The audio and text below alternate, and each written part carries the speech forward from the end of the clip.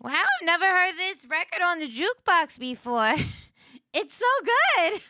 I love this song. I was like, what the heck? I'm like here over here, like wiggling my hiney. I'm like, pop it, lock it, drop it. Pop it, lock it, drop it. Hello, hi, hello. It's so good to see you all. Happy Wednesday. Hello. There's a little switch up in the schedule. I know in Discord today we were going to be doing unboxing of the Tarkir Dragon Storm set, but we are doing that on Friday, and Belatra will be moved to next week. And that is because of stinky mail stuff. So, but that's fine because we have lots to talk about. There's been a lot of developments, and you're getting an extra stream tomorrow for a very special reason. So I am so excited to share this cool news with you. I kind of talked about it on Monday. I got the go ahead to talk about it today. I'm nervous and I need your support. And so I have lots of stuff to talk about, and I hope you're hyped. I hope you're hyped about it. But yes, welcome on in. I hope you're having a great week so far. Let's hang out. Grab a seat at the counter or in a booth. Get ready to wiggle your heinies and come on in and we're gonna have a great time today.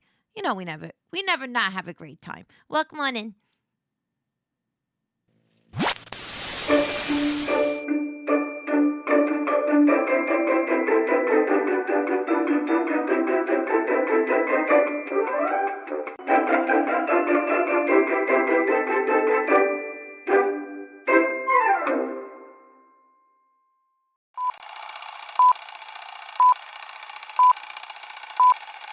You never feel happy.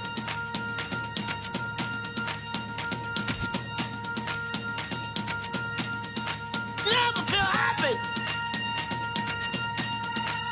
No, you won't until you try. You never feel happy.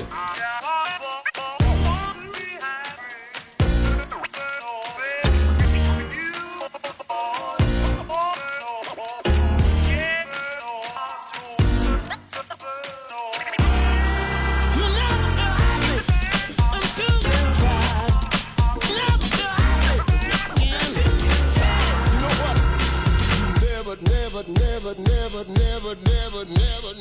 feel. You never feel happy until you try. Never feel happy until you try. You never feel happy.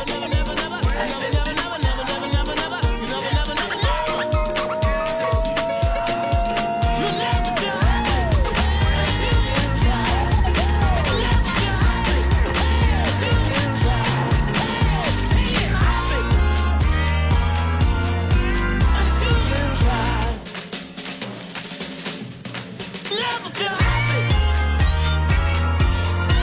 until you try.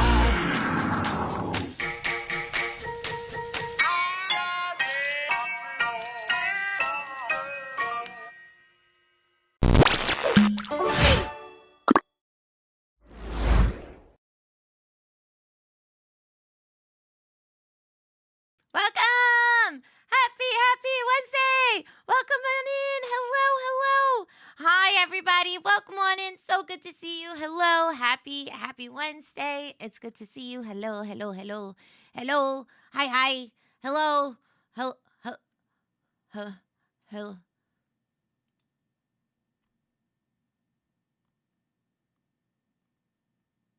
Omni!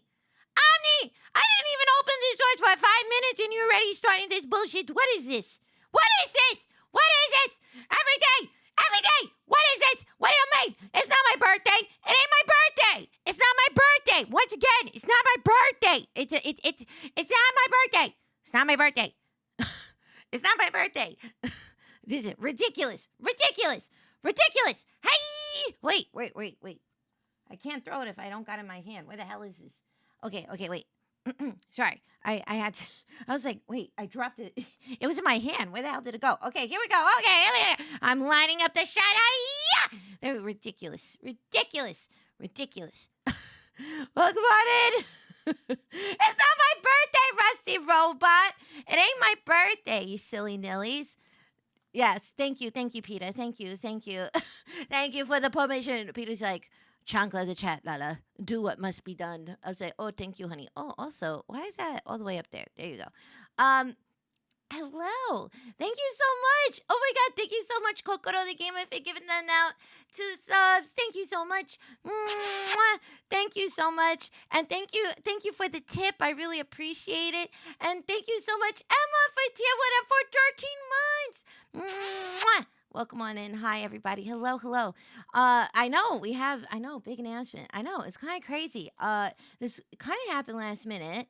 But I'm very excited to share it. But I'm gonna wait for, we're gonna wait for a few more people to settle in before we talk about it. And we got some other things to talk about, so don't worry. We're gonna be yapping. Don't worry, today's a yap day. We're gonna be yapping for a few hours.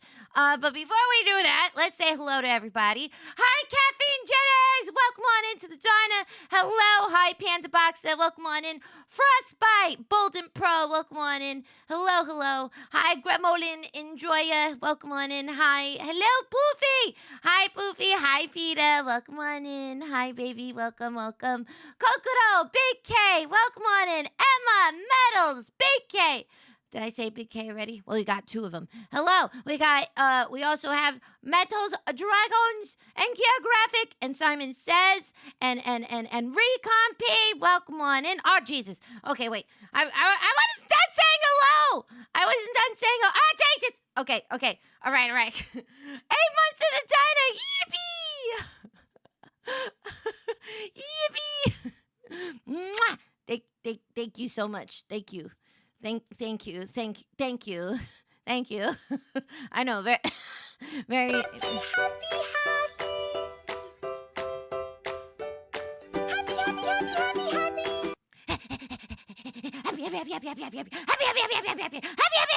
Happy. It's like Pharaoh Muppet version. Hi, Nobi One. Welcome on in. Rusty Robot. Welcome on in. Hello. Hi, Ultra Squid. Hi, Buggy. Welcome to the diner. Nice to have you. We have a first timer, so nice to have you in. Hello. Drelic, Bolden Pro, Fabicio. Welcome on in. Welcome. Hello, Nervous Ari, President Dog, Lady Ace. Hello. Welcome. Hello. Hi. Proctor, welcome on in. Hi. Hello, Omni. It's so good to see you, as per usual. Hi, Infernal Agent. Hi, Extreme Wolf. Hi, Panny. Welcome on in. Hi, Rinku. Welcome on into the diner. Hello. It's not my birthday. It's been a crappy day. You sing your opening. Oh, I'm glad. Listen, I hope that I could distract you for a little bit. I'm sorry to hear that you're having not a great day. Hopefully the antics we get up to kind of make you feel a little better and you can smile a little bit more. I'm sorry to hear that. Hi, Landon. Welcome on in. Welcome. Hello. Hi. Facestorm, thank you for tier 1 for 8 months. Mwah. Thank you so much. 8 months in the diner, I take a burger and fries. Ain't that a classic order? Hi, Spookums. Welcome on in. Hi, Matt RX. Welcome on in. Hello. Yes, it is Grimace. Yes, it is Grimace, actually. It is Grimace. It's baseball season. And you know what we have to do. We have to make sure we have a good luck charm here in the diner until some other crazy superstition the Mets come up with, and then I have to add it to the seats. So, of course we have Grimace in the diner. I want my team to win. They've been doing great. The Bents have been doing great, actually. They've been knocking it out of the park. No pun intended, but they literally have, which is very exciting. Also, hold on, let me lower this here a little bit more, even more. I redid this because we're tracking Partner Plus PP levels. Hi, Josh Hunter, welcome on in. Hello. Let's see. What would your motto? Hi, Zach. Rather be hit by pigeons, anvils, pancakes, or piano? I'm not. Listen, I'm a lady, okay? I do have limitations to the physical damage I can take, okay? All right? So pancakes probably is the most correct answer. Hi, D&D. Welcome on in. It's not my birthday. Don't be confused by people doing this. This happens every single time I stream. Don't listen to them. Don't listen to them. Hi, D&D. It's good to see you. D&D Demon, welcome on in. Hello. I know. Good luck to the Mets. There you go. I know. Thank you. Thank you. That makes my heart very, very full. Thank you. Thank you. We're rooting for a wonderful season. May this year be our year. We paid a lot of money for Juan Soto, so I hope that investment really pays off. So we'll see. We'll have to see what we get into. Hi, Invictus. Welcome on in. Hello. Yeah. Hi, Pook. Welcome on in. Yes. I'm a Diamondbacks fan, so just existing. That's okay. Listen, I'm usually not terribly aggressive unless it's a Yankees fan. Yes, I'm looking at you, Metals. I'm looking at you. Can't believe you actually tried saying that here. What's the matter with you? You know, people are like, oh, no, as long as you rooted for a New York team. No, actually, no, that's not how that works. Okay? Hi, MJ Chef. It is not my birthday. I'll take your tip, though. Thank you very much. Listen, I will take the tip. I'll take the tip, but just the tip, not the birthday wishes. Because it's not my birthday. My birthday's in September. Omni comes in and starts this nonsense. And other people, it's like contagious. It's spreading amongst the gremlins. I open the doors, and every time they're like, happy birthday, Miss Lala. Happy birthday, Miss Lala. Happy birthday, Miss Lala. And then when it's my actual birthday, Omni is like, oh, happy St. Patty's Day. Happy Valentine's Day. Happy Halloween. All this other bullshit. Every single time. Every day.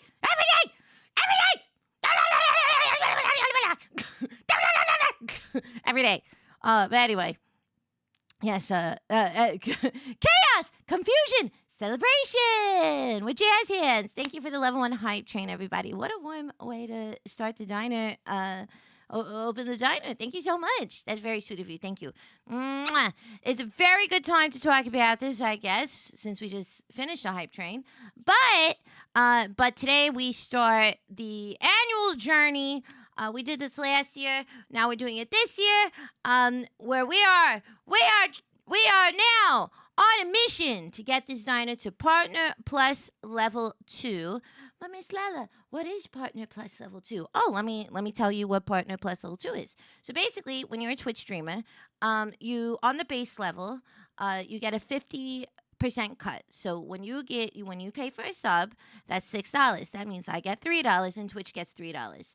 Now, Partner Plus Level 1 means that you have to have, I think it's 100 subs. And by the way, what I'm talking about does not count gifted subs, and it does not count Prime subs. So it has to be singular subs. So how this works is, if for Partner Plus Level 1, you have to reach 100, I think, Partner Plus points, and Tier 1 is 1 point, Tier 2 is 2 points, and Tier 3 is 6 points, right? So you have to have 100. And if you get to that Partner Plus level, you get, instead of a 50-50 cut, you get a 60-40 cut. So that means a little bit more of the money that you choose to spend in the diner goes directly to me. Now there's even a further level. Which is Partner Plus Level 2. And Partner Plus Level 2 is 70-30, which means I get to keep 70% of that sub or bit or whatever, and then, really, it pertains for the subs. And then 30% goes to Twitch. So by us getting to Partner Plus Level 2, that means when you choose to support me and the diner, that means that your investment goes direct more to me than to Twitch. And so last year we created some fun incentives, and this year we also have incentives where if we reach the goal and you have to do it 3 consecutive months in a row. So for instance, if we do it this month, but then we don't make it May, but then we do it in June, that means it has to be 3 months in a row. So that means June, then we have another opportunity to try for another couple of months. So we did last year, so currently I am on Partner Plus Level 2, and in July it expired, so basically I need to make sure that I start that this month, next month, and the following month, so make sure we're all good. Yeah, there's levels Or there used to be partner. There used to be levels. Maybe they reworded it. I do remember that they reworded it, so maybe I could be mistaken. Yeah. Hi, Planeswalk. Oh, my mom got married on her birthday, so every time her birthday rolls around, I wish her happy anniversary. That's so cute. That's so cute. Congratulate. Oh, that's so good. Wait, is it your mom's birthday today? Or you're just sharing that your mom also got married on her birthday. So it's like happy birthday anniversary. So it's like several anniversaries. It's like anniversary of when you crawled out of the vagina, and then anniversary for when you put a ring on it. That's very nice. Congratulations to your mother. Please don't tell her I said that because I don't want to offend her. I don't want to offend your mother. That's definitely not a kink of mine. I am not interested in offending mothers. Okay, I want them to love me. I do not want them to be offended by me. Okay. So wait, let's look this up because I realize maybe the verbiage I'm using is wrong. The Partner Plus program. Okay, making sure I got this. Or is it called the Plus program? Because basically it's available to affiliates.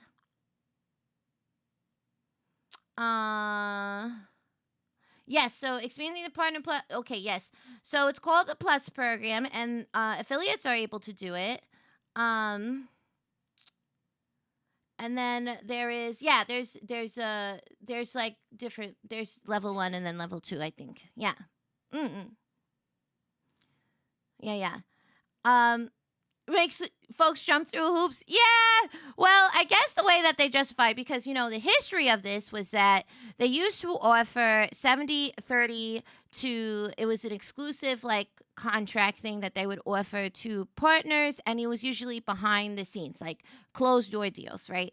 And streamers really like cried out and they're like, "Hey, we really feel like the system that Twitch has in place is unfair, and we provide content, and why is this only available for only a few amount of people?" Which I also agree with, because I think that's just, I feel like it was like a bad business decision. Like the more you get people incentivized to want to do things like this with their own communities, the more that enthusiastic they are about like putting the effort to hit these milestones, right? So anyway, Twitch was like, okay, we're gonna roll out this Plus program. So basically, there's multiple levels, and originally it was just for partners, and now it's available for affiliates as well. But it's great that there. I will say I'm glad there is a roadmap, and I understand what they're trying to say. They can't in their eyes, they feel like they can't offer off the bat 70-30 to people that aren't. I guess I don't know. I actually don't know the reasoning behind it. I'm trying to think about why they did that. I think it's the idea of like it all comes down to money, I guess, in a way. But there is a roadmap, and there's ways to try and work towards it at least, and you can try and incentivize your community. So is which is what we did last year and what we're doing this year. So thanks, Bolden. Yeah, yeah. So it's interesting because I feel like some of the things that have been happening at Twitch is that actually they've been trying to make certain things more accessible to more people, right? So, for instance, I think what was it between the Plus program, because it used to be called Partner Plus. I think it's just the Plus program, but the Plus program, the Plus program being available for affiliates and partners, and I think now they are offering something, but that basically there was an update recently that was regarding affiliates that I remember seeing some people upset about because it felt like it didn't bring value in terms of the title of affiliate, but I could be incorrect. I feel like I saw discourse about that. My brain's a little foggy right now. I've not had my cup of coffee of the day yet, so I'm like 70% awake at the moment. But then they also had what else did they do? Now there's certain changes that they did to try to make achieving partner a little bit easier. Like for instance, raids count towards your CCV. in terms of trying to hit that 75 CCV metric, which seems to be the most difficult metric to kind of hit. So raids count towards that. Um, but if you are interested in doing like pushing for a partner, my personal advice and my personal opinion is to work towards your hardest, getting as close as you can to that 75 metric organically. And then the raids are like a sprinkle on top because uh, in order to have you have like the best chance of getting into the partner program, they want to show consistency in terms of you being able to deliver those numbers. And so, like for instance, when I was eligible for the partner program, I didn't like off the bat like press submit. I waited maybe 3 weeks, I think, before I submitted my application because I wanted to continually prove that I was delivering numbers that qualified for that plus requirement, for that partner requirement, and then I got in on my first try. Um, that's not the case for everybody. That's not the case for everybody. But I was very fortunate that I got on my first try. But I do think that I took the time to be like, I don't want to just press like that I got it. I want to make sure that I'm proving to be consistent enough.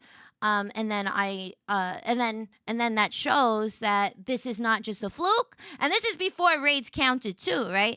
And so that was another thing. So that would be my personal advice. Uh, but yes, so anyway, that's why we have this nifty, handy dandy widget.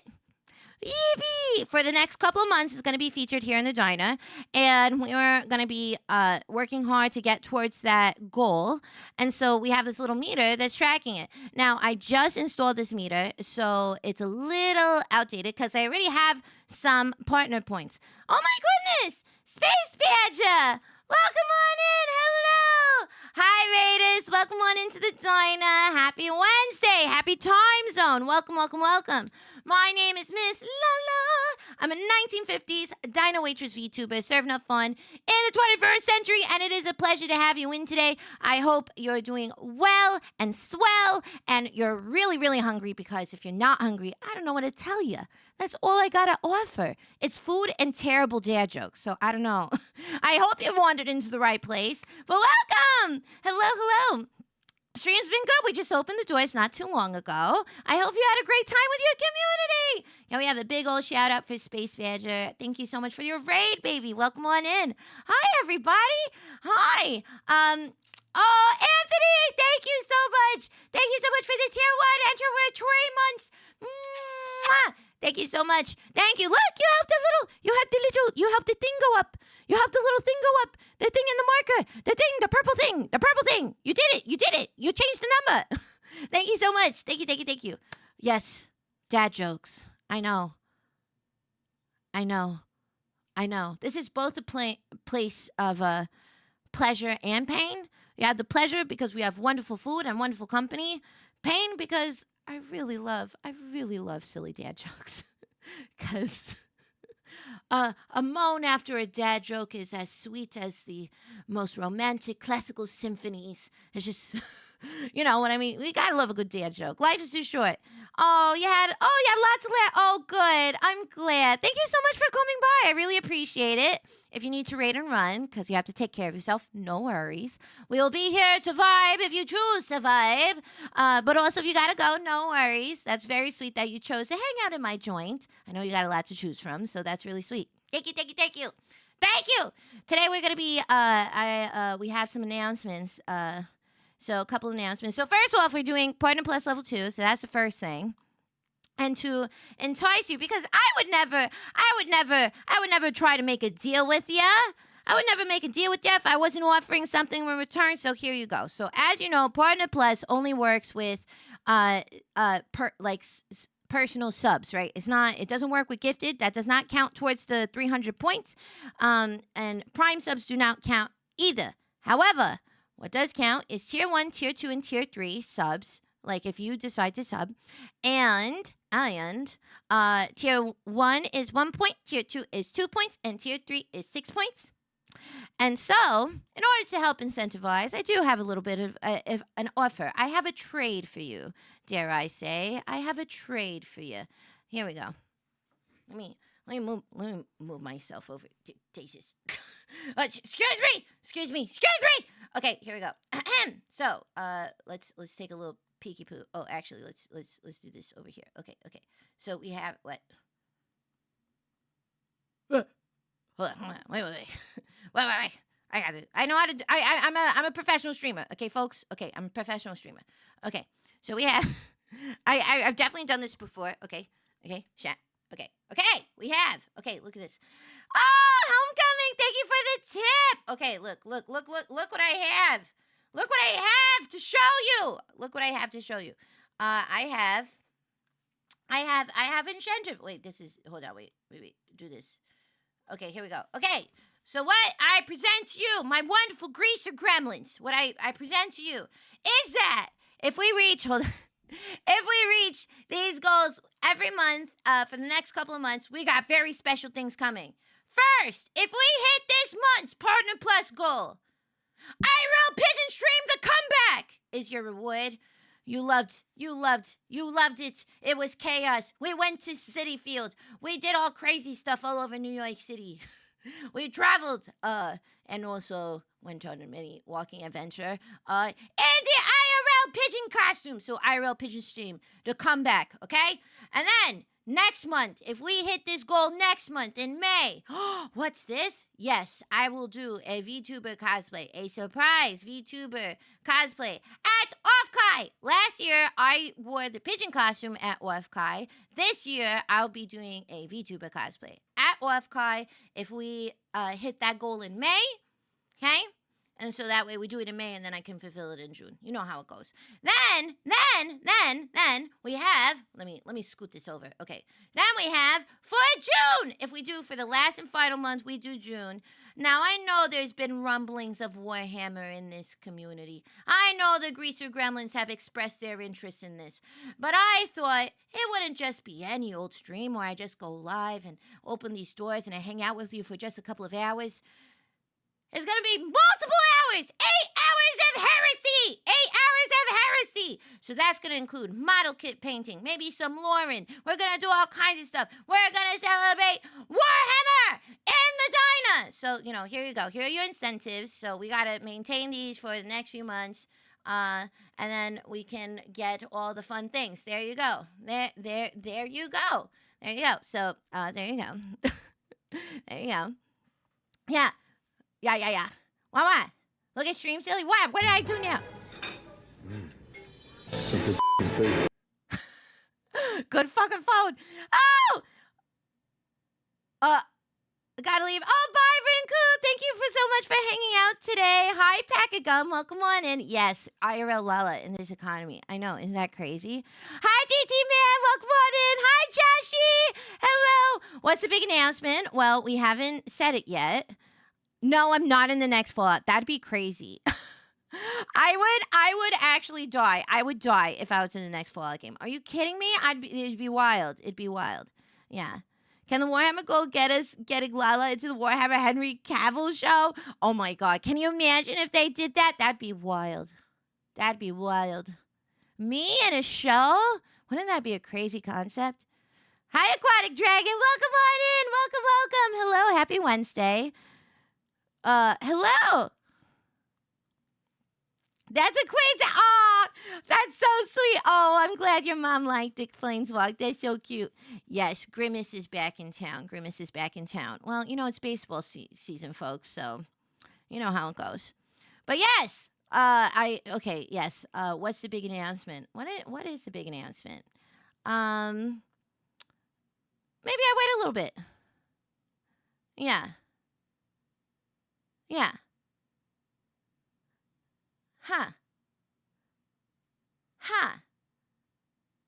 Maybe I wait a little bit longer. I love being a tease. So also, actually, we have, also, if you haven't, okay, we do have the community diner, the community survey of the diner currently going around rotating. All your feedback has been really helpful, and it's giving me lots of ideas for things to work on the next couple of months. So if you haven't taken a moment, please fill it out.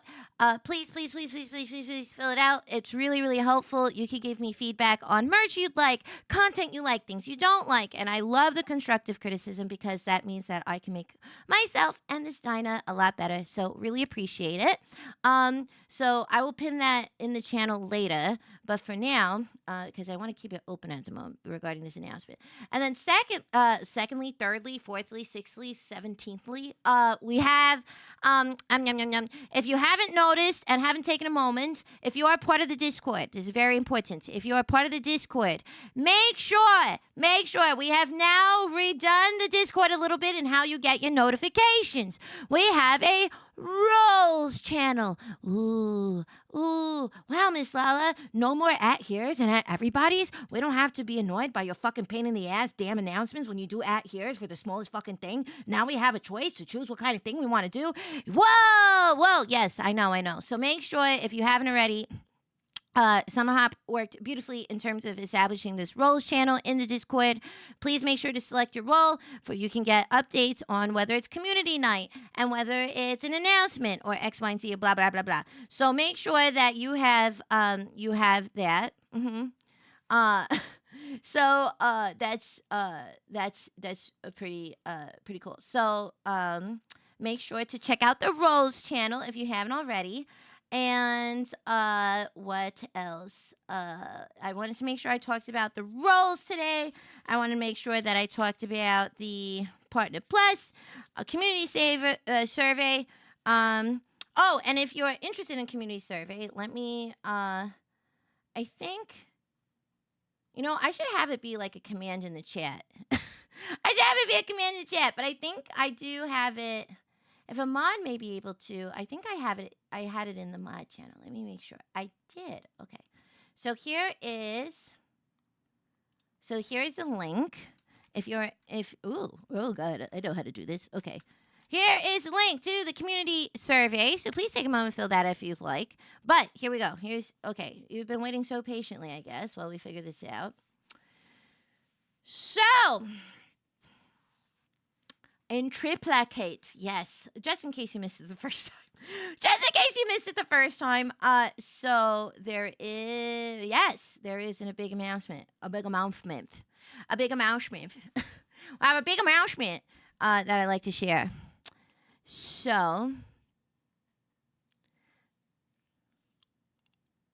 okay. So, drum roll, please.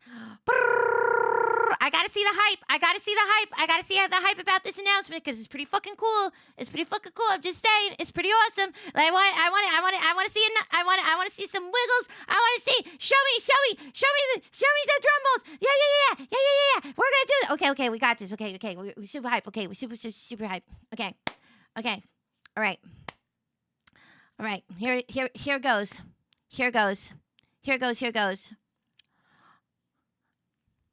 I Miss Lala. I am Miss. Oh, I love these emotes. Hi. I'm Miss Lala of the Diner, your neighborhood friendly diner waitress and menace. Has been cast in a reality competition show hosted on Twitch. As one of two VTubers. And the first episode is tomorrow, and it all happens live. And I really need your support because it's a really big deal. So let me tell you about this show. So this show is called Next Live Streamer. And the premise of the show is if you know America's America's Next Top Model, and if you know The Voice, think of it as a combination of those shows, but for streamers. So Next Live Streamer is a competition reality series where they are on a hunt to find the next big streamer. And there are 24 contestants, 4 mentors, 1 host, and it is hosted by The Austin Show. Some of the mentors are Caroline Kwan, Will Neff, the Botez sisters, and Lana Ray. And the prize pool is that if a streamer wins, they get 85K, 85K. And uh it's like a competition show that if I make it far enough, I will also be doing a full face reveal on the show. So it's a thing. Yeah. So so how it works is that tomorrow is the first episode, and so the episode is going to be co-streamed here. The episode is going to be co-streamed here, but it's also going to be on the next live streamer channel. So, and so yes, so this is what's really important. So they have, so this is the channel. And we're gonna, so this is a channel, so be sure to follow them because this is gonna be, this is gonna be like for the if I make it, because there's literally going to be elimination starting tomorrow. We will if I make it, you know it'll be over there. And obviously every episode I will co-stream here, so you'll see it. It's gonna be a little different though, because it's not gonna be like my normal streams. I'm not gonna be able to yap with y'all. I'm not gonna be able to talk with everybody because I'm gonna be in contestant mode, but you're gonna be able to see it here. So that's pretty cool. And so this is gonna be crazy. I think that I'm gonna cross that bridge when I cross that bridge in terms of it. So let me show a minute. I'm gonna also write this announcement.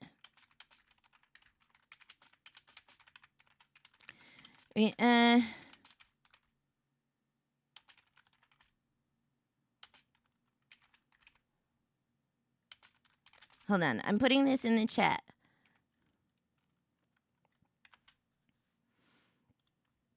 So you can see. So there's a trailer, and I can show it to you.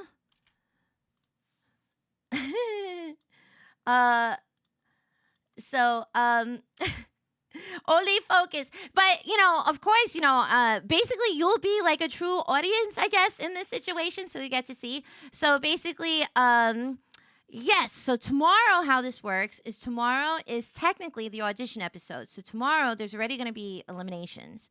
So, the way that it works, and I think they're going to explain this tomorrow during this live stream, is there's going to be several ways that you can factors in terms of voting. There is live voting in terms of the mentors. So the mentors are judging. And then, they're going to be voting for people via polls in chat. So it's going to be really, really important. It's going to be so important that you show up for this because I really want my gremlins to show up for me. And also, there's one other VTuber that's competing. One other VTuber that is in the competition. But basically, that's it. That's it. So it's basically just the two of us against a whole slew of regular streamers and regular face cam streamers. And so it's going to be really, really interesting, a really interesting challenge. And I really am. It's kind of crazy. Hi, Chevelle. Welcome on in. Yeah. So there are 24 contestants. So there's 24 contestants and for the competition show. And so then they get all whittled down to the one at the very end. And so this is something that'll be going on for a while. So the reason why I'm also saying this is because it might affect the operating hours of the diner. So if I make it, this is something that starts now and goes until like basically September. So this is like a thing. So we'll have to see. So who's the other video? I'm not allowed to reveal if they haven't revealed. So tomorrow, I'm sure that they're going to reveal who's involved. Mm-hmm. So it's very interesting. Yes, it is all live. It's all live. It's not, in reality competition shows that you normally watch, like, in America's Next Top Model, Drag Race, all those things. Those things they film live on a different day usually, and then they broadcast the episode later. Usually, most of the time. Um. And then because there's like editing and stuff or whatever. So they're taking that format and they're doing it live here on Twitch, so it's really important. Hi Teddy, welcome on in. So I wanted to show off the trailer, and so you could see. I'm not in it, but there are the mentors in it and all that stuff, so you can see. So let's head over to the void. Hi Sheppy, welcome on in. Hi honey. Welcome, welcome, welcome, welcome, welcome, welcome, welcome. Thank you so much for the raid, honey. Happy Wednesday, happy time zone. Welcome on in. I hope you're well. I hope you're well. And thanks for coming by with your community. Yes, hello. Oh, thanks for all the books. I love reading. I wish I was, how do you say? Yeah, I wish I wasn't affected. I wish my literacy wasn't affected by my years of playing Yu-Gi-Oh, but it's fine. It's fine. But yes, what's the big announcement? I am a contestant in a live streaming reality competition, and the first episode is tomorrow. So it's pretty cool. So that's why the join is going to be open tomorrow. It's a really big deal, so make sure to come by and support, because it's a pretty, I need all the support. I'm like, really, I've never done anything like this in my entire life. I've never done something like this, so I'm like a little nervous. I have no idea what they're gonna ask me. I have no idea what's gonna happen tomorrow. So yes. Balatro is next week. I mentioned it at the beginning of the stream, but Balatro is being moved to Monday because Friday we're going to be doing Magic the Gathering. Oh, Jesus. We're going to be doing... wait a minute. What was that? What? Let's see. We're doing Magic on Friday because UPS was being stinky about package. So the hand cam stream is going to be Friday, and then we'll do Balatro on Monday of next week. We'll swap it up. So let's see. Wait, I got it. Hold on, I got a ping. Hold on, wait a minute. Wait a minute.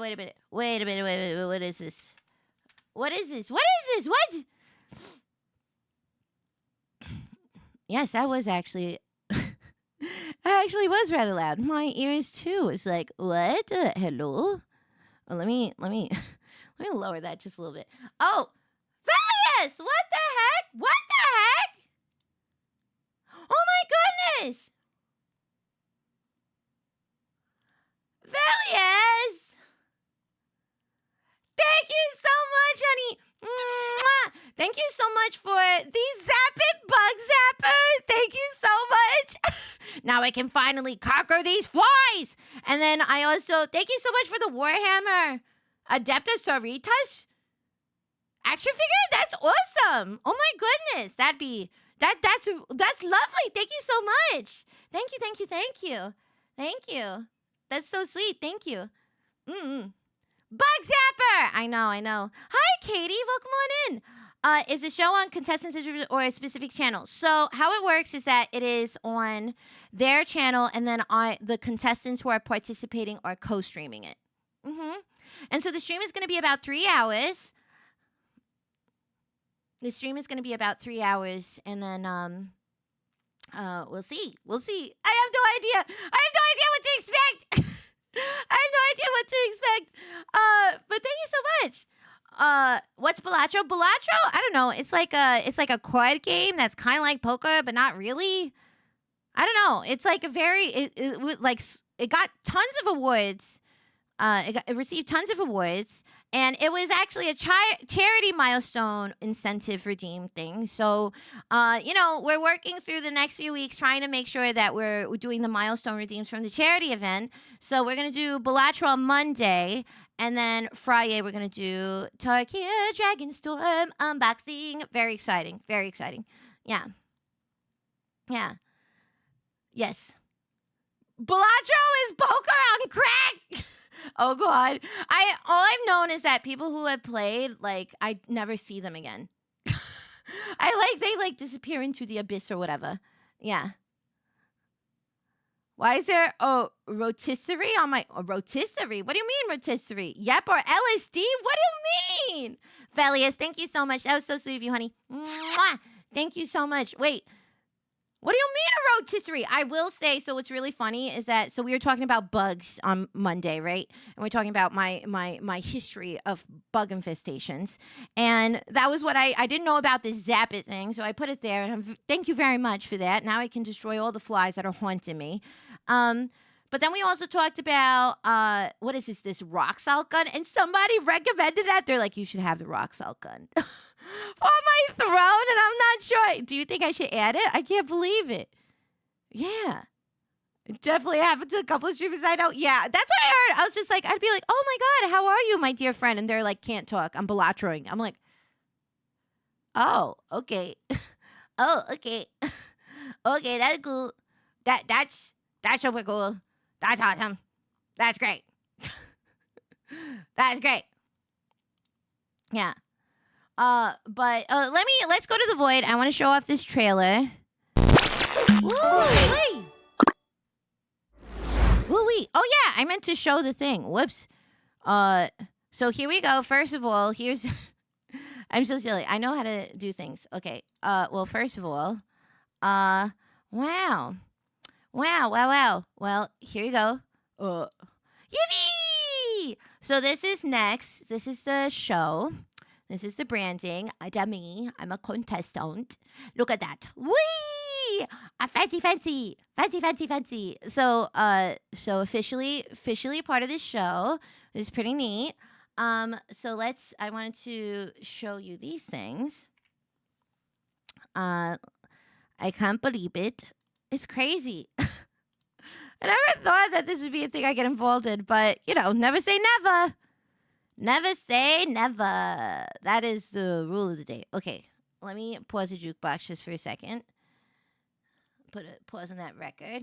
Okay, the ultimate live streaming competition begins now. Who will be the next biggest streamer? Watch episode 1 live on 410 at 2 p.m. PDT on Twitch. And so they have it on their channel, next live streamer. And then, of course, I will be co-streaming on my channel. So there you go. So here is the trailer. Going live is easy, but staying live is the real challenge. A competition that pushes streamers to their limits. But it's more than just a click.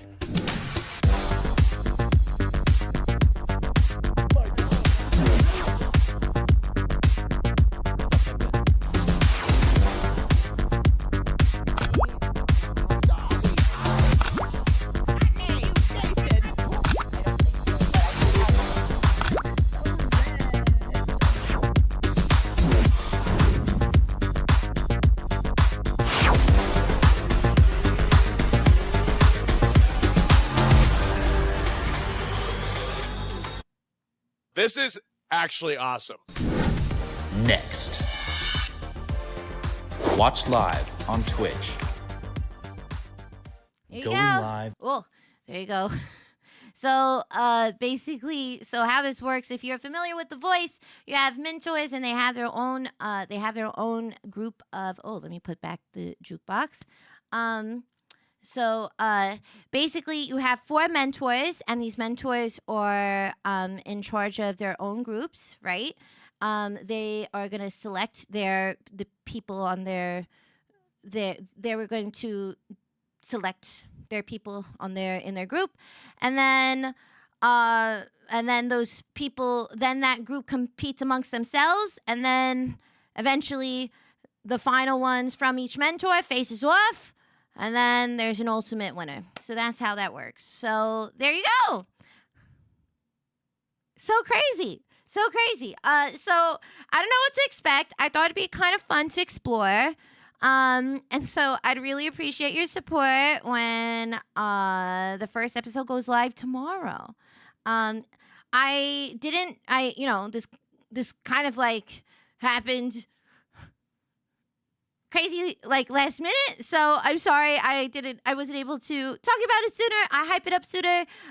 But I would really, really appreciate having your support on the day because it is such a big deal. And I'm very nervous. And I mean a lot. So yeah, that's it. So yeah, and so if I end up going, also I realized, let me just listen. Let me go over here. Hold on. If this ends up going, if I end up going far, then I'll be doing my full face reveal, which will kind of be wild. Yeah, I wonder what the challenges will be too. I have no idea. I have no idea in terms of what it is. I have no idea. That's not even me trying to be like I'm protecting NDA. That's me literally being like, I don't know what the hell is gonna happen. they're like, would he be interested? I was like, yeah. So we'll see. So yeah. You're so anyway, so that is the very, very big news. So that's happening mañana. If you haven't, they created a channel just for this thing. So let's do so this is their YouTube. Twitch. This is their Twitch channel. Okay. This is their Twitch channel. Schedule first episode tomorrow. 2 p.m. to 5 p.m. PDT. Okay. Do they let you guys know? I'm sure. So tomorrow, basically, from what I understand, tomorrow is going to be like kind of an audition episode. So, but there will be people who will be eliminated tomorrow. So tomorrow is the first episode where there is potentially an elimination. So, are you gonna show your IRL stuff? So, I'm going to be I will be using my model up until I basically cannot. Depending on how far I go, who knows? Tomorrow it could be a one and done sort of situation. You know what I mean? It could be one and done. They're like, we're like, okay, we're not that hungry, lady. Okay, we don't really need a waitress. And so then I could be nixed off tomorrow. I literally don't know. I don't know. But you know what I do know? That I have all of you having my back, and I'm going to try my fucking best. I'm going to try my fucking best, and I hope to make you really proud no matter what happens. And, but there will be a point. They did ask me, so I will say this. They did ask me, they're like, well, we're really interested in having you on board. But there will be a point if if you make it far enough where we will need to do in-person challenges with you. Would you be comfortable with that? And I was like, well, I was thinking about starting to do some split content this year. So, yes. So, listen, if we end up going really far, I will be doing a full face reveal. But I think that all kind of depends. Like, I don't know if they're maybe they'll let me wear a mask. I don't know. So that's a bridge to cross when it is at that time to cross, and you will know.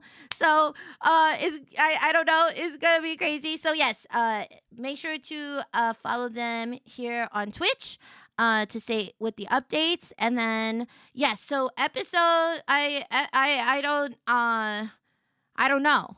Basically, that information is revealed publicly depending on how far I go, right? But if you're interested in following it, like they'll be updating this and their social media and all that stuff. So yeah. Hi Audie, welcome on in. Can we have a shout out for Odyssey? Hi baby, how are you? Mwah. Thank you so much. Hello. That's okay if you are, but just try. I'm gonna try my best. I really am.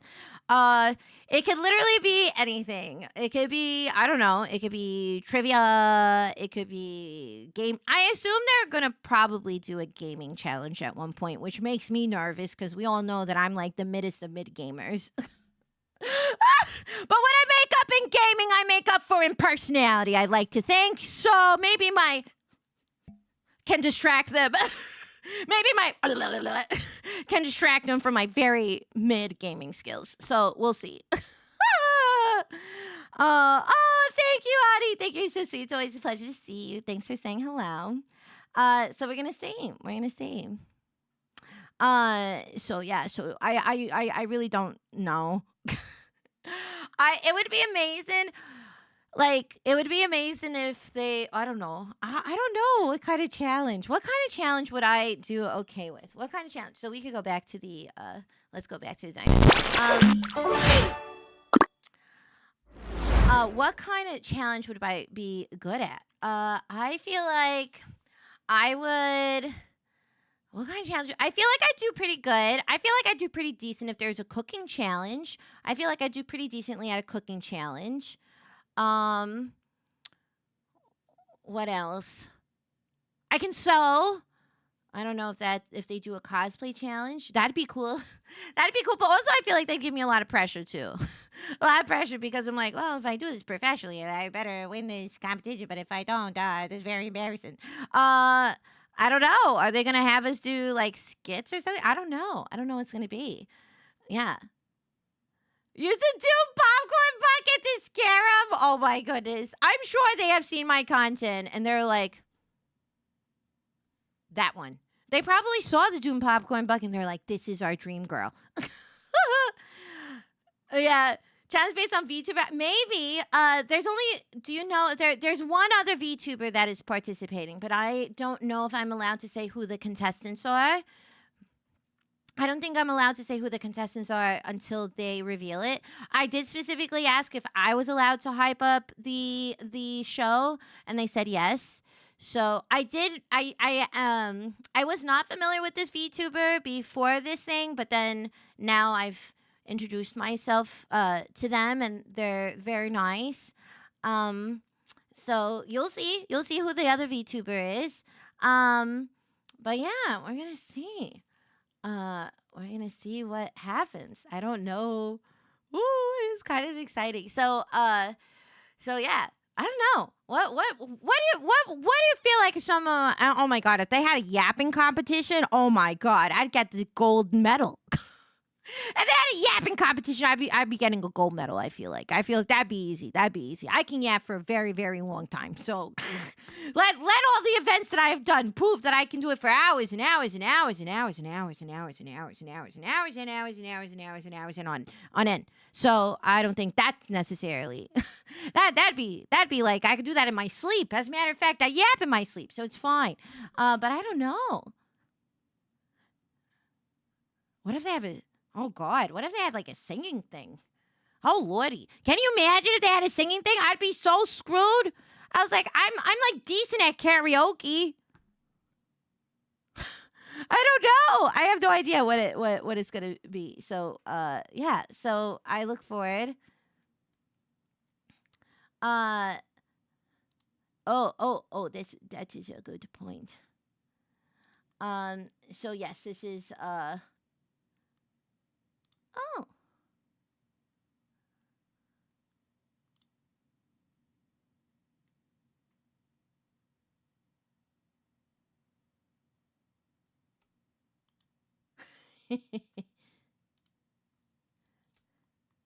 Okay, we got this.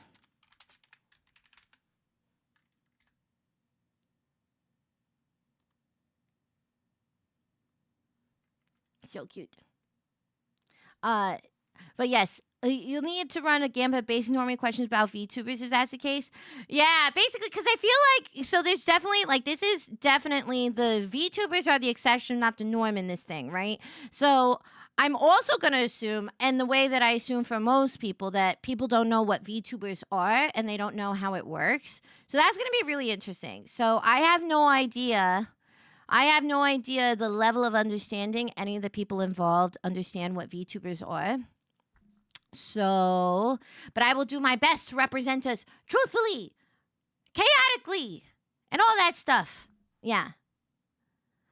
I would die laughing. You just avoid the cameras so just for fun. Like ghouls being spotted for humans for the first time. Oh yeah. Like they're like, and then for our next contestant we have Miss Lala.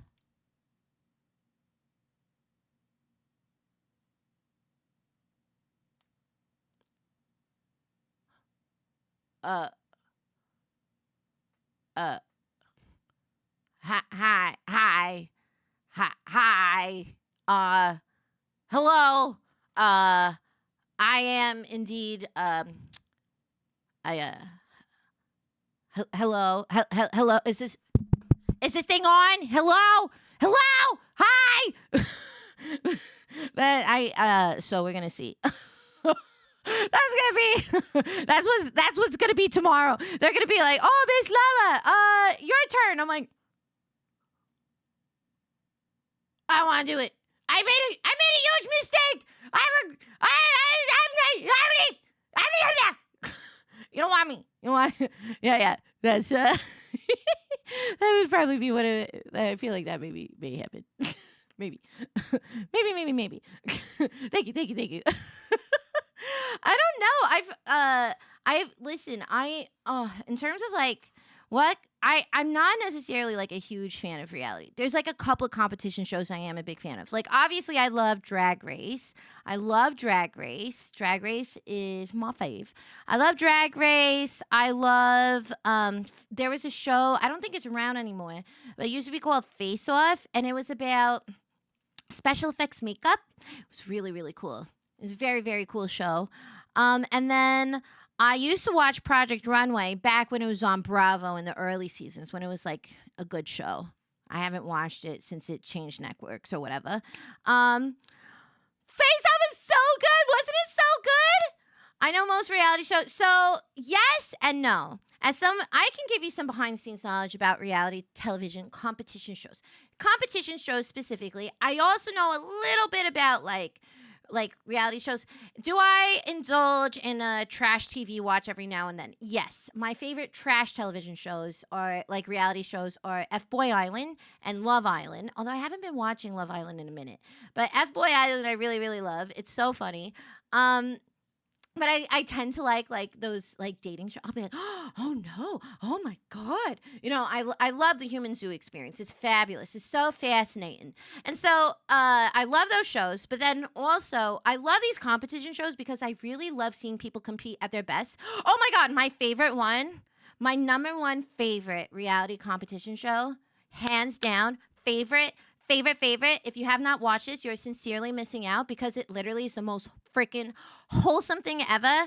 It is Lego Masters. If you have not watched Lego Masters, you are missing out. It's basically a competition show about teams of two that are competing to be like the Lego Master. And it is so wholesome. It doesn't have like crazy toxic drama. As a matter of fact, there's been multiple instances where like if somebody's like pushing towards their deadline, other teams will come and be like, no, you got this, and they'll like help try to like that team finish their build. Like it's really, really sweet and really cool. And you have people of all walks of life. Like last season there was like this really cute gay couple that like they're like, we just like doing Lego together as a nice activity for us to bond, and we've been together for like 30 years. And then you had like a dad, a mom and son team. You had brothers, you had siblings, you had spouses.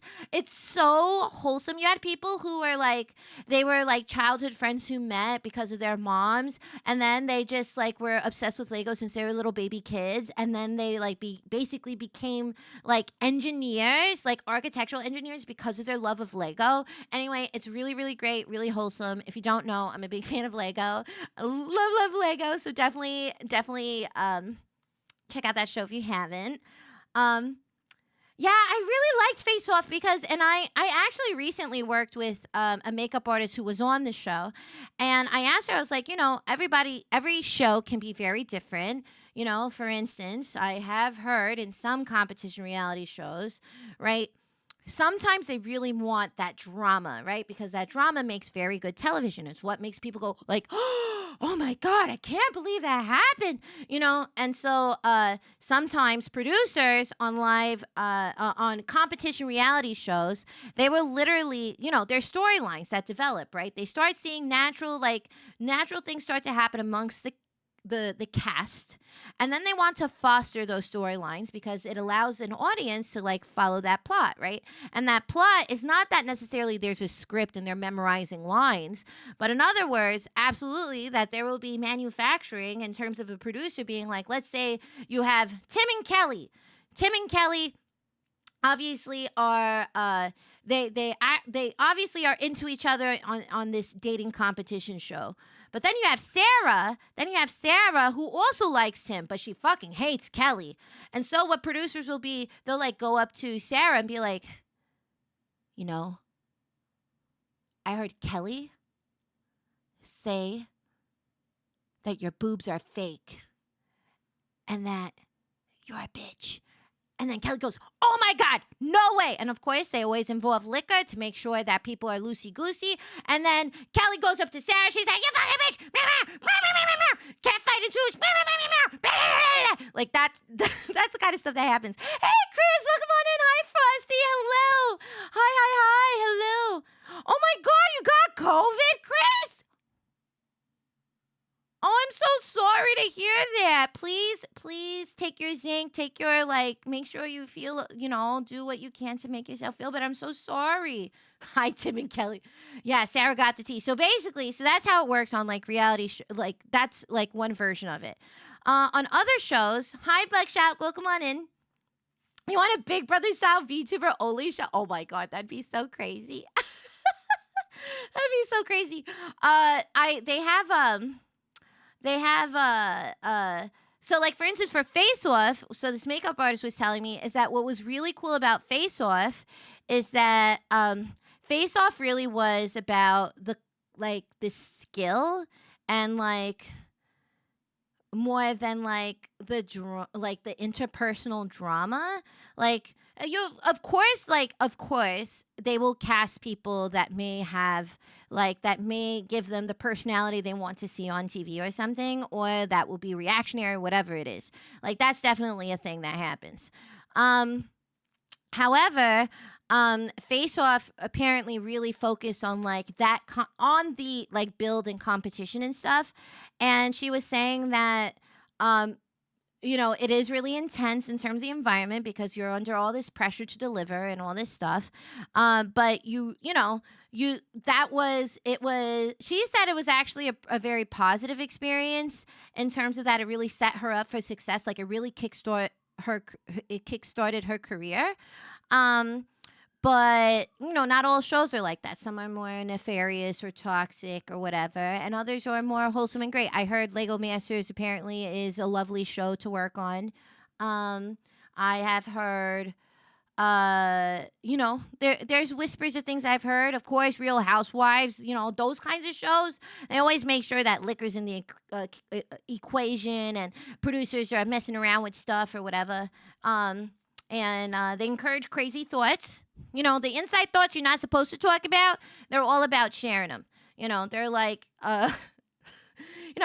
oh, I'm sorry, Miss Housewife person.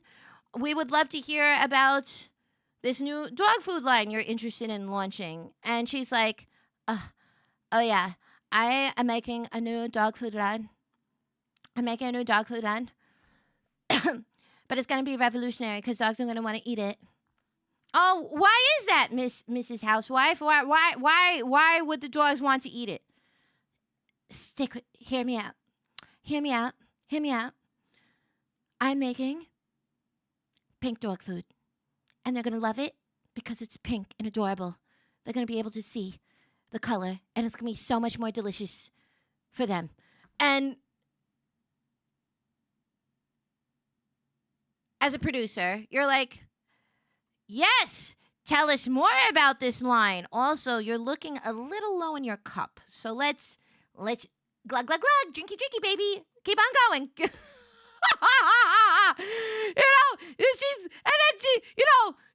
if those who don't know, dogs are colorblind. It's like the dogs don't fucking care about the color of their food. They care about how it tastes.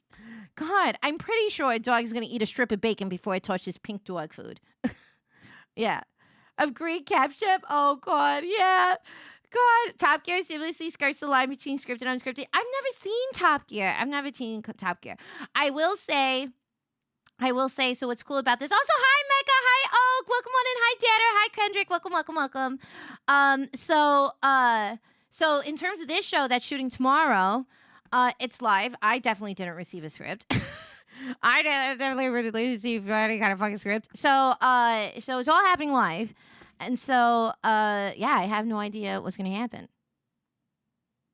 Ever watched RuPaul's? I love RuPaul's Drag Race, BJ. So I will say I have a couple of icons that I'm obsessed with that whenever I'm feeling down, I literally look to them and I'm like, what would you do? Like, I look at Barbra Streisand. I'm like, what would Babs do? What would Barbra Streisand do? What would Midge Maisel in Marvelous Mrs. Maisel do? What would Bianca Del Rio do? Bianca Del Rio is literally such an icon for me. I would be so honored to meet her one day and just be like, I want to be read to filth by her so badly. And I just want to yap costuming with her so badly. So badly. So badly. I'd be so honored to be in the same room as that person. I love Bianca Del Rio. Bianca Del Rio is my favorite drag queen, hands down. She's my favorite. My favorite season of Drag Race is season 5 because of Bianca. And I mean, that was a great season in general. Like, so good. Such a great season. I had Ben de la Creme, who's another one of my favorite queens. They had a lot of great queens that season. I also really loved, it wasn't that season, it was a different season, but one of my other favorite drag queens, not as much as Bianca. Bianca's like my top queen. Bianca's like my favorite. Like, she's my super favorite. But the other queens I tend to like comedy queens. So I love like Nina West. I love Jinx Monsoon. She cracks me up. And there's so many queens. I haven't been watching the recent seasons, which I feel terrible about. I've been really kind of out of the loop, but I need to catch up. But Gordon Ramsay, oh yeah, Invictus. Are you really like watching Gordon Ramsay shows? You know, actually, I saw this clip on, I think it was like Instagram Reels, and it was a Gordon Ramsay clip from MasterChef. I think yes, it was MasterChef, and this was a wonderful lesson in good competitive sportsmanship. And I saw this and I was like, I hope that this is the kind of person I am, and so I hope that that's how I feel. But it was the final 3 of this one particular season. It was 2 female chefs and 1 male chef. And one of the female chefs, she's doing some kind of like, I don't know, filet mignon thing, right? And Gordon Ramsay comes up to her and it's like, okay, so what's the dish? And she's like, I'm doing this fucking steak thing, whatever it is. I'm totally misquoting what this dish is. Don't worry about it. Doesn't really matter. And so she's cooking this steak thing, and she goes, yes, I'm going to do this, and then I'm going to put basically like a truffle butter on top of it. And he goes, okay. He's like, I do not see butter at your station, though. And she's like, I actually forgot to grab the butter. I totally forgot to grab the butter. And he goes, oh, thank you so much for the tip. Mwah! Thank you so much. Thank you.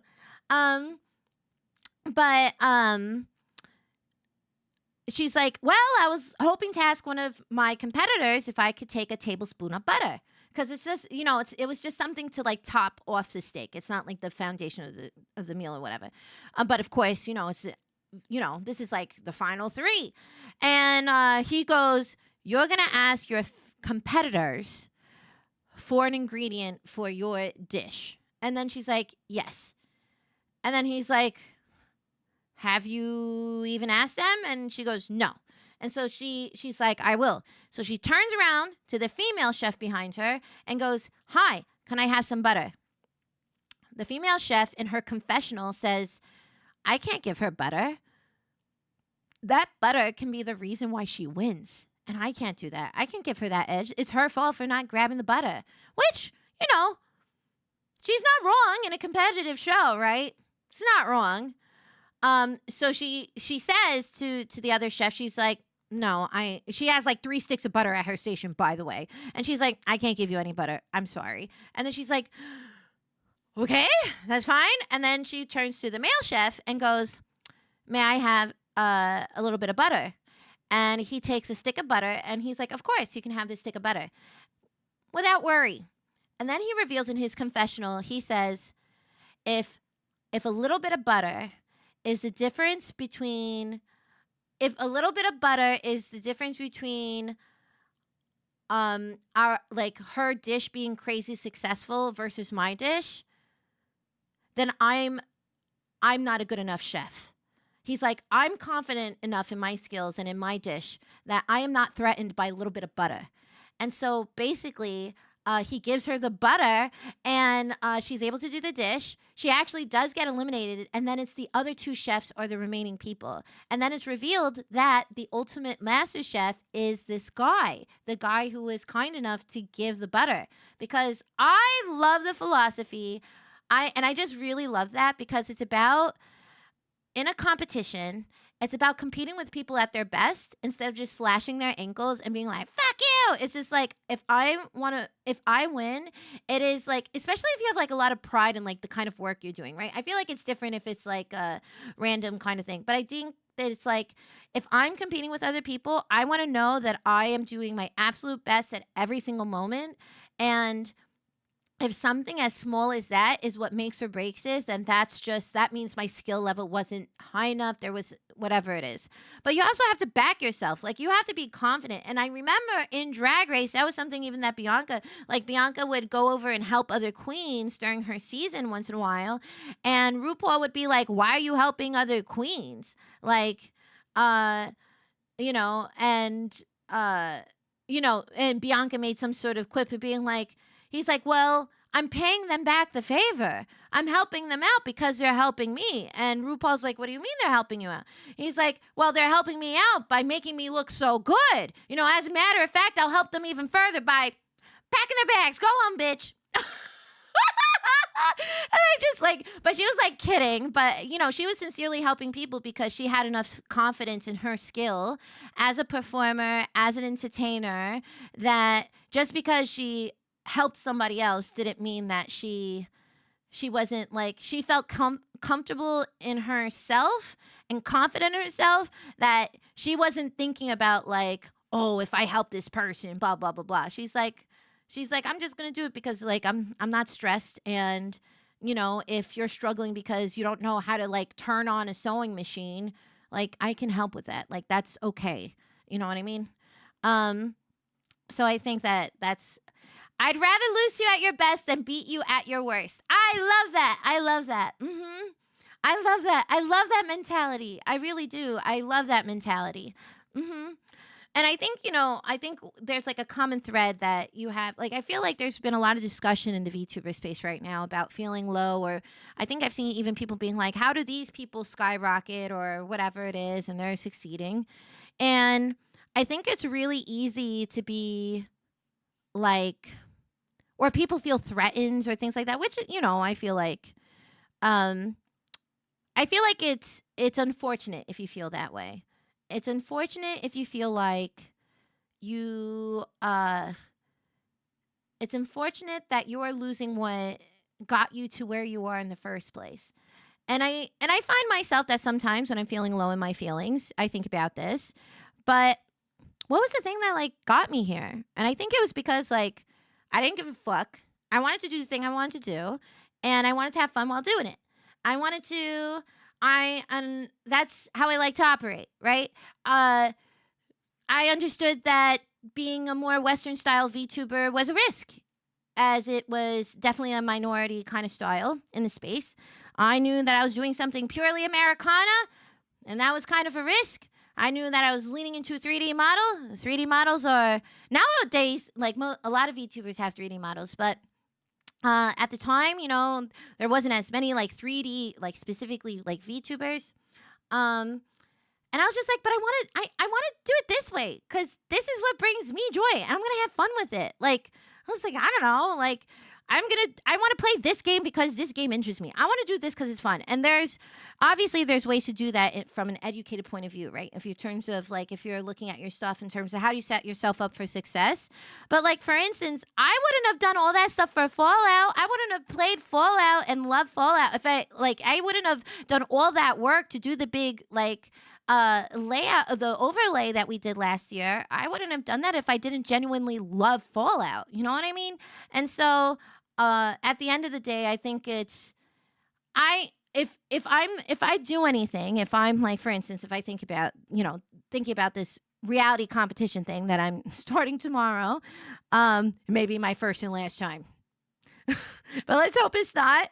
But I hope that I want to know at every step of the way I did my very utmost best, and that I hope I can make you proud, and I want to have fun with the experience. And I think that's something that I really want to center also. I'm not, of course it's like, yeah, I'm going to do my best. So maybe climb to the top, yeah, definitely. Like, let's like rally ourselves. But also I don't want to be like stressed about being like, I don't know about this. I'm just going to be like, listen, tomorrow's episode 1. We're going to do it and let's see what happens. I want to be able to walk away with my head held high and be like, that was a lot of fun. And that's what's most important. When you're taking a risk of doing something new, you have to find the fun in it because, it's a risk. You just don't know what's going to happen, If Bianca Del Rio taught me, I would be gagged. I feel that, Frosty. I feel that so much. You and I being gagged, interacting with Bianca Del Rio. Like, hold my hand, honey. I totally feel you. Reminds me of Torrance and Bring It On. I define winning as competing against the best there is out there and beating them. That's like a pretty, there's definitely like external competition and internal competition, right? And I think sometimes people can get stuck in the comparison, which is the external competition. And comparison is the thief of joy. If you keep on thinking about all the things you don't have, you can't be grateful for the things you do have or the things you have been accomplished. Or you sell yourself short. Like, you did that thing. You did that.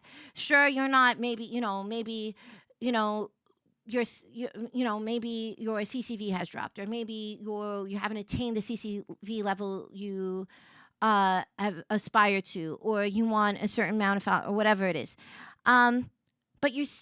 But today you're better than you were yesterday. And isn't that something to celebrate? There's still a person out there who's invested in what you have to say. They want to celebrate that. They want to follow that. They want to see what you're up to. You just don't know. And I think that's important to remember. And I'm saying this out loud so that I also remember this, because I also can be guilty that sometimes, I get down. You work really hard. You don't know how things are going to go. And, when you work really hard on something and it doesn't do as well, of course that's disappointing. Disappointment is a very natural feeling to have. But I think the important thing is not to be stuck in it. And that it's important to, maybe if you have friends to talk to or loved ones to talk to about your feelings, I think it's good. Or if you don't have someone to talk to, write about it. Figure out a way to exercise that feeling in a way that best suits you and your needs, and with the support you have in your life, Honestly, in every sphere, including VTubing, competition and resentment don't really help. Just loving what you do pays much more. It's true. Like, I feel like in entertainment, right? Entertainment industry, you're talking about a cutthroat business, right? You're talking about people like, I have been at events, right? Like, this is normal. I've had this even happen like at what is it? I've even had this happen at like TwitchCon, when I go to parties or networking things or whatever. It's like I will literally be having a conversation with somebody, and the person is not looking at me really. They're kind of looking at me, but they're also looking around the room, scanning who they want to talk to next that has more value than the current conversation. It happens. This is not something that I take deeply personally. Of course, my ego is gets a little bruised, but it's also, it happens often. It's not the new. But people do this because they're like, who's the next important thing to look at? Your value, you'll be in a situation where your value is like diminished to like what can you offer me kind of thing, right? And that could be very demoralizing. Now imagine if you're on, and then imagine if you're in an interview for a job. You're in an interview for a job, and you have people who are kind of being dismissive about what you're saying, or not really listening, and they're just kind of being cordial and polite, and you can tell. It could be very, it could really mess with you, man. It could really, really mess with you. And so it's really hard because when in those moments where you're like, wow, there is all this competition, people are trying to, like, I'm being overlooked, I'm being undervalued, I'm not being taken seriously. What is the reason why you still want to do this thing? Why do you still want to do VTubing? Why do you still want to do film work? Why do you still want to do content creation if it's not, VTubing?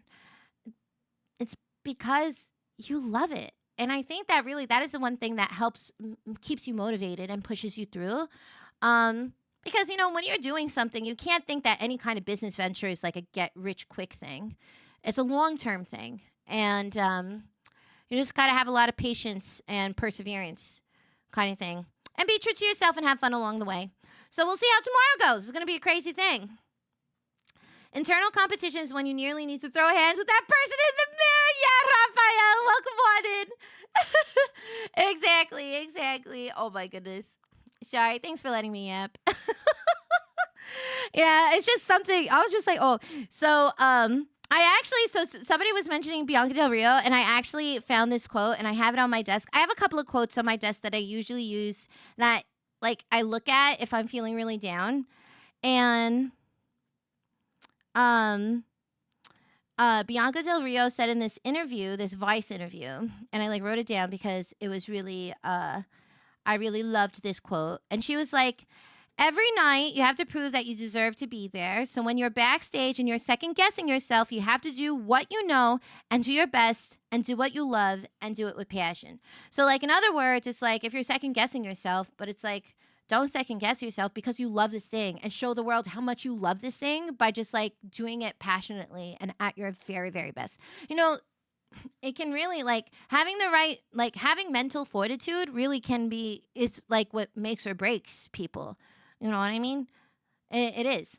At the risk of being wildly hypocritical, just do your best to have fun. That's the most important thing. Yes, do your best. It's not always easy, and some days you can't. Some days you can't, and I think that's important to acknowledge. But I think it's really important. It's really important to say, okay, I think it's really, really important to say, I'm going to try my best to do that. And it's okay if there's days where you're not your best. That's really important because I think, there's also like hollow advice that exists where there's just like, just go live and have fun. But if somebody is very invested in making this like a career path, right, there's actionable steps you can do in terms of giving yourself the best chance of, financial success or whatever, sponsorships or, building your brand or whatever. There's actionable things you can do, right? That you have to do if you want to build a business. Nobody just wakes up and they're like, you know what I'm going to do?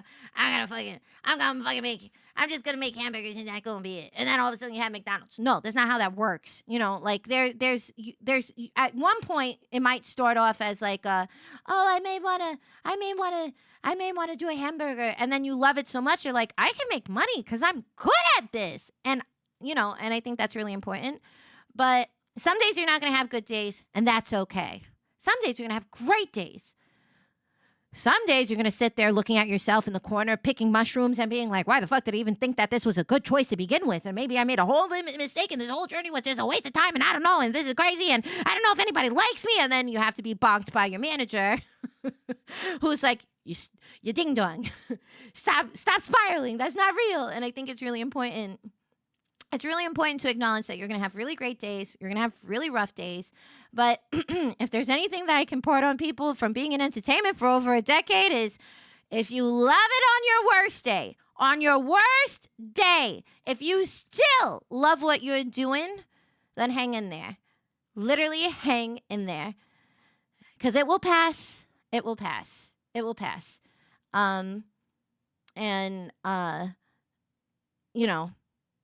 I've had a lot of bad days. I've had a lot of bad days in my career.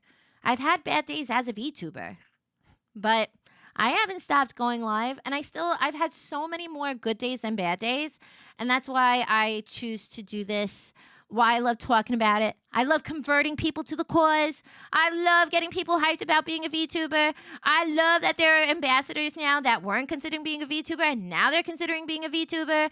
I love talking about what we do. I love this. I love being here talking to you in this very moment live. Like, this is not recorded, that we're literally having a live conversation. I love that. I love that. Also, what am I going to do?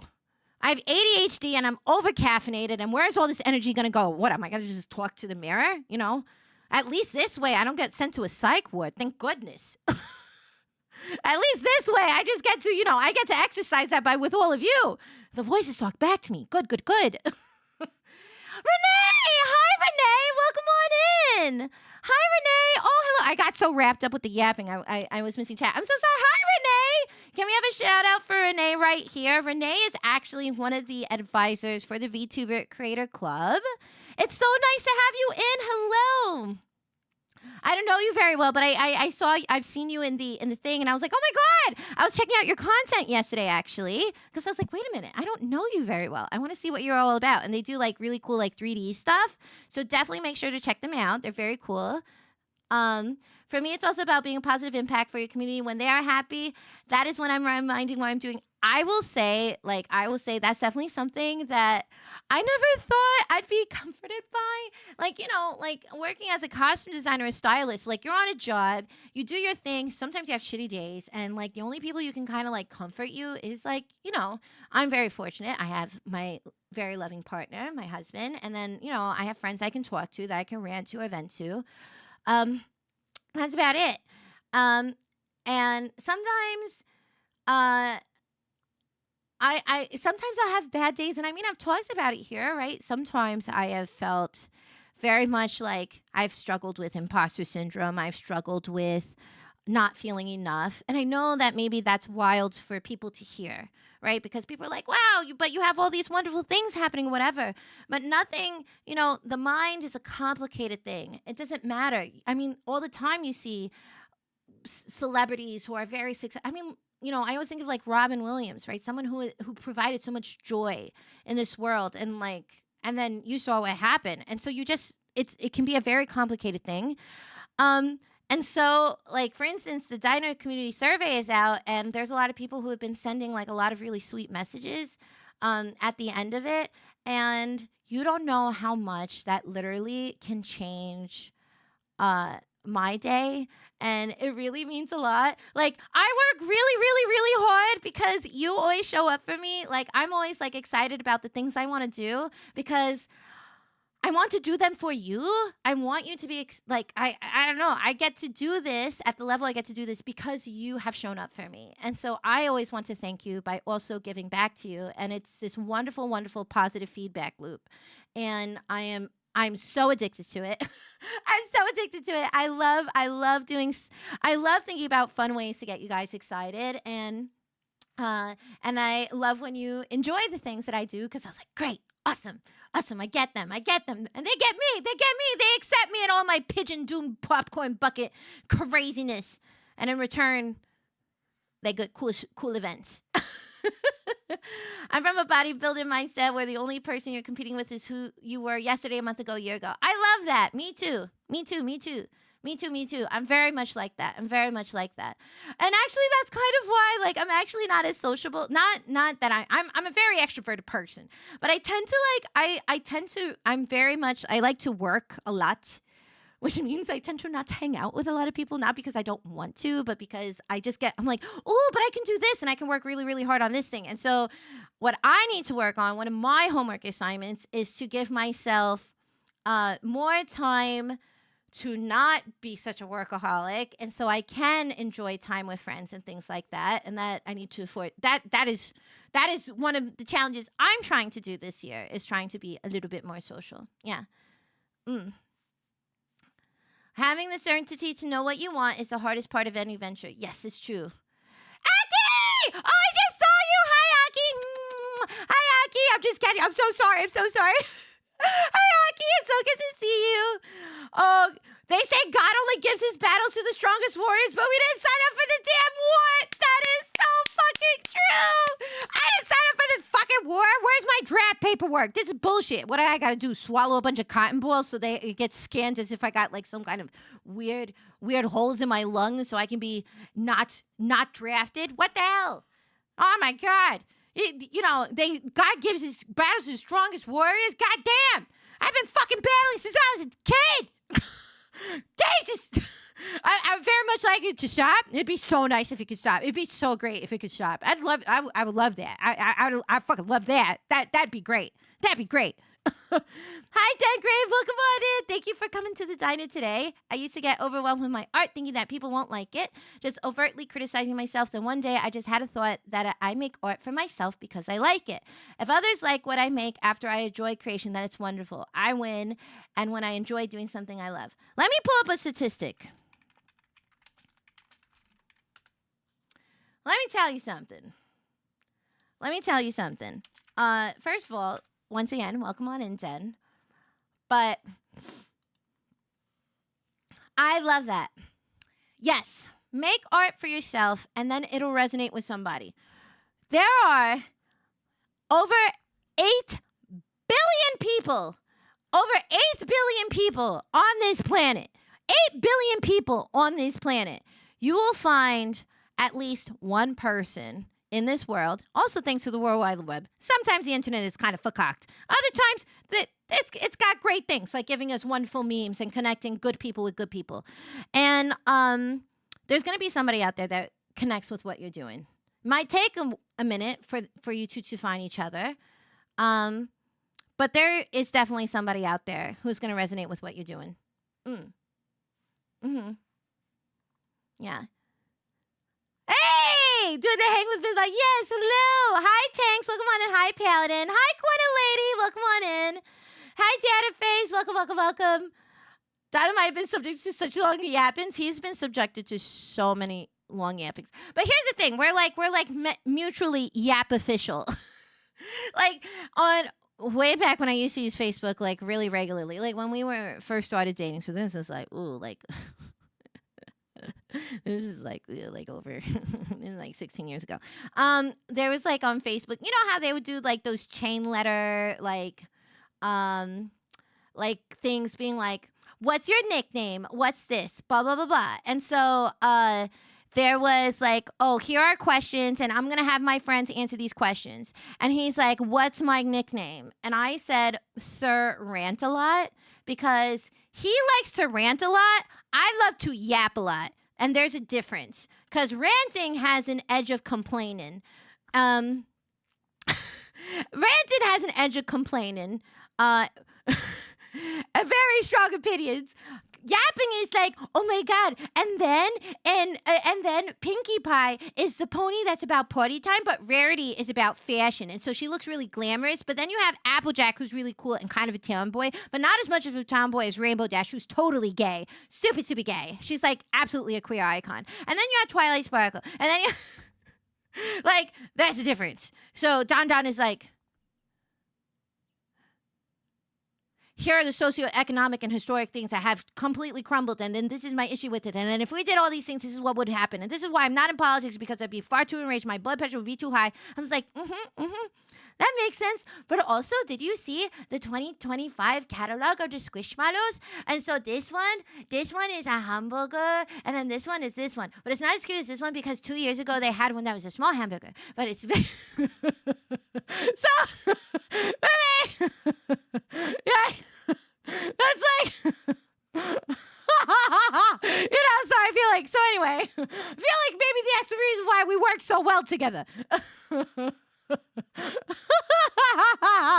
So, I've watched streamer content I never imagined having interest in, because something they're passionate about, and there's a joy in seeing others' passion. Yes, I feel like I've learned a lot from other people, and things that I would never have known if I wasn't like talking to them. You know what I mean? Like, I didn't know about like the intense community behind like Sentai shows like Kamen Rider, or is it tokusatsu shows or things like that. So I didn't realize there's like such a passionate community about that, and I've learned like a little bit about it because of people's enthusiasm. And there is nothing more infectious than seeing somebody like go on impassioned rants about things that they're really into. Because the world is like can be like a really shitty place. It's just like let people have the things that they like if it's not hurting nobody. You know what I mean? As long as it's not hurting nobody. Your vibe will attract your tribe. But it's not like we all run banners to throw your best self. Oh, I love that. I love that. That's wonderful. That's true. Yeah, exactly. Girl, I can feel this in my bones. I became a workaholic back when I was a kid for overambitious animation projects. And because of that, I often get lost whenever conversations aren't related to projects or other work matters. Oh my God, I totally understand. I didn't realize just how like I was living in a bubble until I actually started doing burlesque.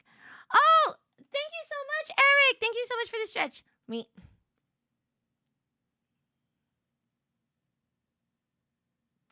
Thank you. Thank you so much. And thank you for the hydrate too. Thank you for that. I'll take a hydrate in just a second. Thank you. Thank you. Thank you. Hi, Sparkling. Welcome on in. Hi, Pixie.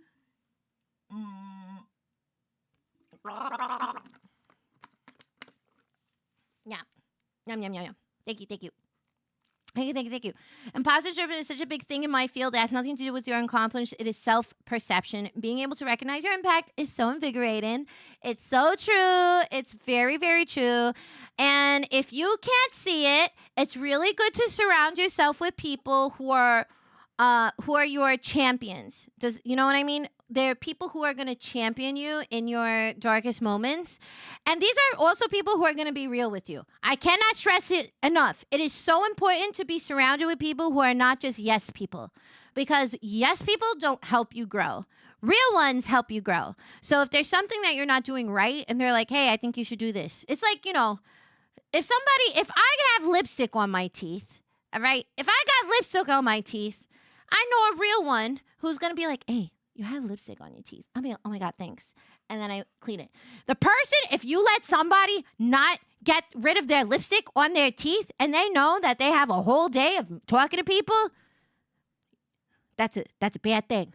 That's rude. You make sure you tell the person that they got shit in your teeth, okay? In the same way that if something's not wrong, if your streamer is muted, if they forgot to put the thing up, remind them. Politely, of course. And then if somebody is asking for feedback, provide constructive feedback. And also, if you can't provide constructive feedback because you feel like you're ignorant in a subject, for instance, if you're like, hey, I did this edit of a trailer, what do you think? They're like, it looks good. I don't know what you're going for, but for me, it looks good. It feels like it makes sense. I don't have like any detailed notes, but it's effective. It's okay to say, I can't speak on this in a detailed manner, but I can get an overall feeling on how this is affecting me. Like, that's okay to say. That was when I worked at Disney, when I was at Disneyland, one of the rules they told us as cast members was you never not know the answer. Meaning that if a child comes up to you and they're like, what time is the parade today? And you're like, I don't fucking know, kid. Look at your park map. You're not allowed to say that, even though if you want to say it so desperately, it's on the tip of your tongue. You be like, I don't know, kid. Fucking use your arms and look at the park map that's at the front of the fucking park. I don't want to tell you. That's what you want to say. You can't say that because you work for Disney and you're essentially the smiles, right? Okay, this is a place where you have to point in a direction with an open palm or with two fingers because one finger is too rude. Okay, so what you do is the way to respond to that situation is like, I don't know, but I will find out. That's like, so in other words, it's like, I may not know, but I'm problem solving like oriented, right? So in the same way that if a friend comes to you and they're like, I want constructive criticism on this thing, you're like, okay, I can give you an overall vibe. I can't speak on the minutia of maybe the feedback that you're searching for, but I can do this. I just want to be honest with you. And that's important when you're communicating with people. Yeah. There's a great book by Stephen Pressfield called, also, hi, Ink T, hi, Haggai. There's a great book by Stephen Pressfield called The War of Art that is about that creative struggle. Oh, wait, hold on. I'm going to write that down. We got homework. Okay, hold on. You said the War of Art. You said the War of Art. I'm going to write that. What? or art. My human page view. I'm an old lady. I have my little pad where I write down all my different things. You know what I mean? This is not just for taking orders. This is also for me for writing down wonderful book titles. What? It's true. A Dynapad has many, many uses. Just a heads up. Just a heads up. You can write love letters. You can confess your feelings to your Oshi. You can... Chat is a sussy baka. You do whatever you want. But yes, thank you for that recommendation. Thank you, thank you. Mm-mm.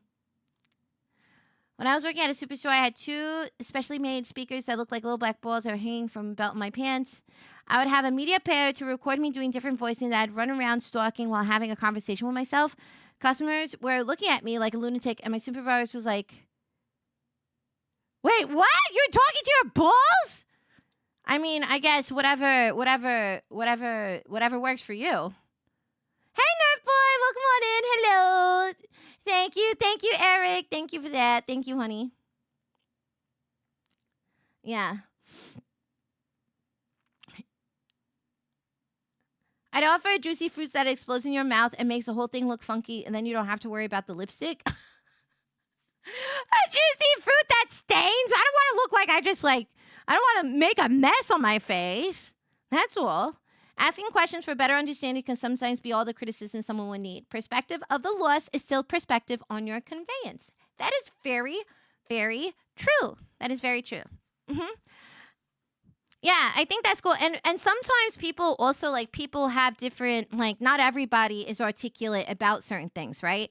So sometimes you can ask questions that may be able to have the other person express themselves if they don't know how to do it off the bat, right? So, sometimes, let's say back to the example of a trailer, be like, do you feel like this music choice makes you feel this way or not so much? Like, does it make you feel hype or does it make you feel cute? Or like, what's the vibe that you get? Or do you think that this is overstimulating in terms of the visuals? There's like, you can ask those questions and then to maybe get, if they can't like be like, oh, overall it's like pretty good. And then you could ask maybe more specific questions to maybe help that like feedback session a little bit. Mm-mm. Yeah. If a kid was Darth Vader for this time, I feel like Darth Vader is allowed to push the kid down. Well, my favorite thing at like Disneyland or in like Walt Disney World or any of the Disney parks is, yeah, the villains get to be a little rude or mean because it's in character. And like parents get so upset. They're like, why is the evil queen like swishing her cape and giving me a stink eye? You don't have to be such a bitch. And you're like, hello, she is an actress earning minimum wage, portraying a villain. What do you want her to do? Be like, here's fucking cookies. Welcome to my kingdom. No, that's not her character. Stupid. Hello? This is crazy. That's her job. That's her job. That's why she's working so hard on the minimum wage. Come on. Leave the poor woman alone. Do you usually watch movies after dinner? Am I going to be your first? Huh? I know what you're asking me. Yeah. Let Maleficent steal a child, damn it. Yeah, let Maleficent steal a child, damn it. Come on. Come on. Exactly. So you give him the poison apple? Yes, come on. Come on, take a little lick. Oh, this is not just a cute little treat that's covered in chocolate. It's actually arsenic. It's actually arsenic because your child is a little shit. Your child's a little shit and this is what they deserve. Oh, now all of a sudden cold doesn't look so bad around Christmas time, huh? At least you still have your kid after they get the cold. Yeah. Elizabeth did nothing wrong. Justice for Maleficent. Oh, my goodness. I just throw it at them, yeah. Call me crazy, but maybe, just maybe, villains aren't nice people. I love villains in media, especially like Disney villains. They're usually so fabulous. And I was actually reading this like article about it, like this academic like dissertation thing. All right, this academic dissertation about why people love villains in media, and also specifically why the queer community identify so much with villains. And I think it's because villains characteristically, they're villains that are unapologetically themselves, ambitious, crazy confident, and like they have their own back, and they're usually outcasts. Usually, very often, a villain will be an outcast from society that's established narratively. And so I feel like there's a correlation in terms of like being your like having your own back, being that blah blah blah, and also feeling like you don't fit in, and why there's like this like kind of subconscious like reason why you love like villains. Besides them just being fucking awesome and just hilarious and just fabulous, you know. Hi Big Will, welcome on in. Hi J5. Hello. Hi Marok. Hello. Thank you so much. Welcome on in. Yes. I love kids lightly grilled on a roll with a side of fries. Whoa, whoa, whoa, whoa, whoa. We do not serve kid here. We only serve health inspector. I mean burgers. We only serve burgers.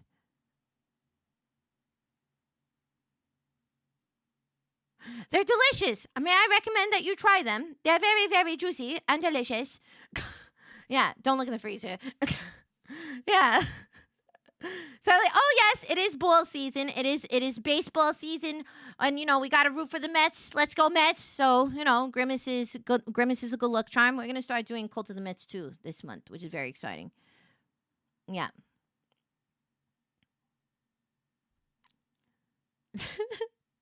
Gotcha. Right in the face. Oh my goodness. How much for the health inspector special? I have no idea what you're talking about.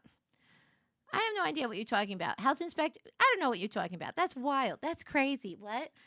Ah, I see who just followed me. Hi, Next Live. I'm so excited for tomorrow. I'm so excited for tomorrow. I can't believe it.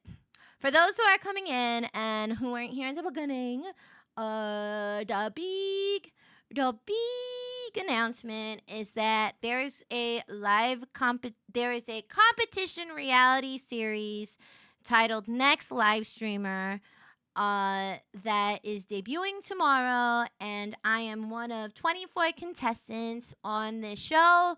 It is hosted by The Austin Show. There's 4 mentors, including Caroline Kwan, Will Neff, Lana Ray, and the oh my god, brain fart, I forgot. And the twins, the Botez twins, that's their name. Sorry, I was trying to look them up and then it like hit me.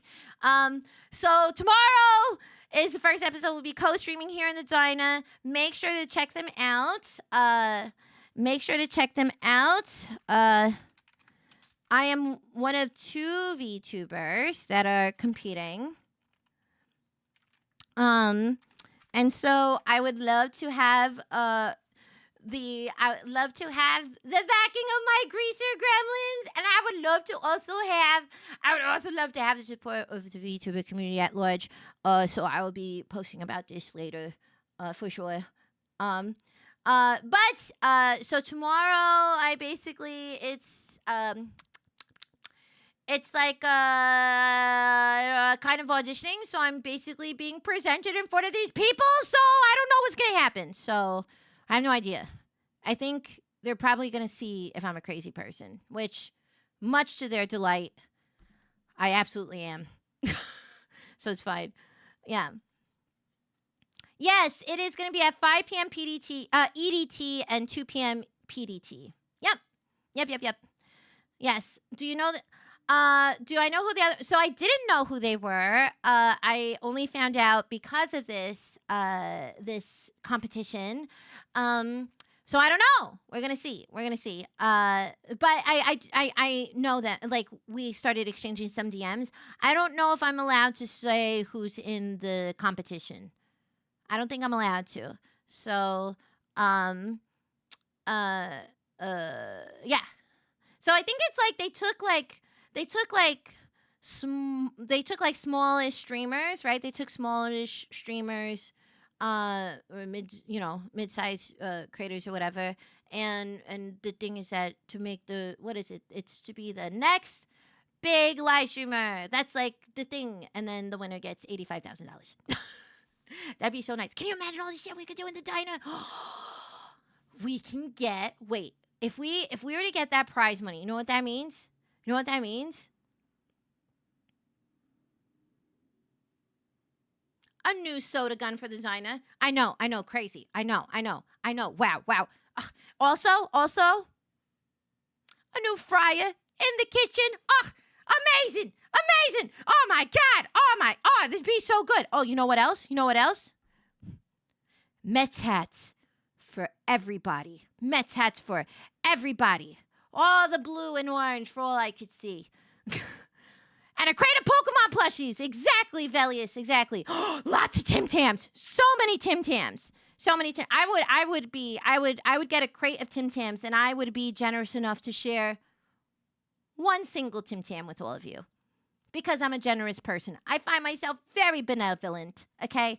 So, yes, lots of Tim Tams. Yeah, we need the new fryer. I've gotten complaints that the fries haven't been as crispy as people have liked. So, gotta work on that.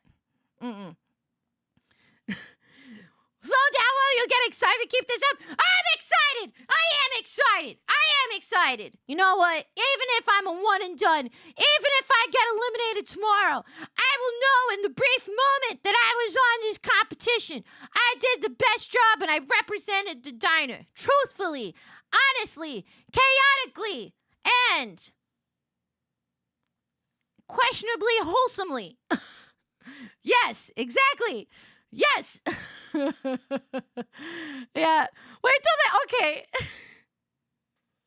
Oh, well, okay. So Jay, it's so funny you say that. So, they did. I will say, they were like, yes, we're interested in like having you. I was like, great. And I spoke to the producer and I was like, you've seen my content, right?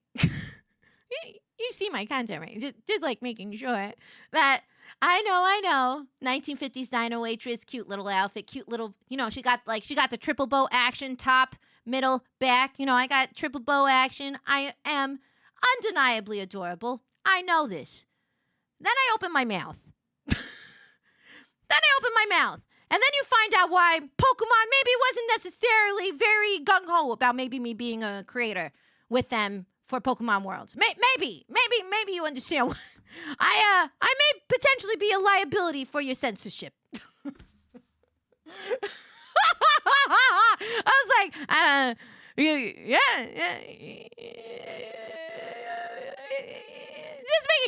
Just making sure that I'm doing this for you. I'm just double checking for you.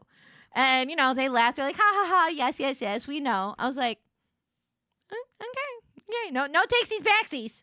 No takesies backsies. If I make it to the end, I'm running away, maniacally laughing, claiming world domination. So, just so you're prepared. Hi, Snazzy. Welcome on in. Hello. I know the Say So License Committee could have me rejected on a record number of occasions. Right? So funny. I've got a Chuck Berry on the radio. Ooh, yes, let's do it. We're Bonnie and Clyde in this business. Hell yeah. No, but they're very nice. Everybody involved is very, very nice. So we'll see. We shall see. I should, if I'm able to, I wonder, I don't know how it's going to go tomorrow. Because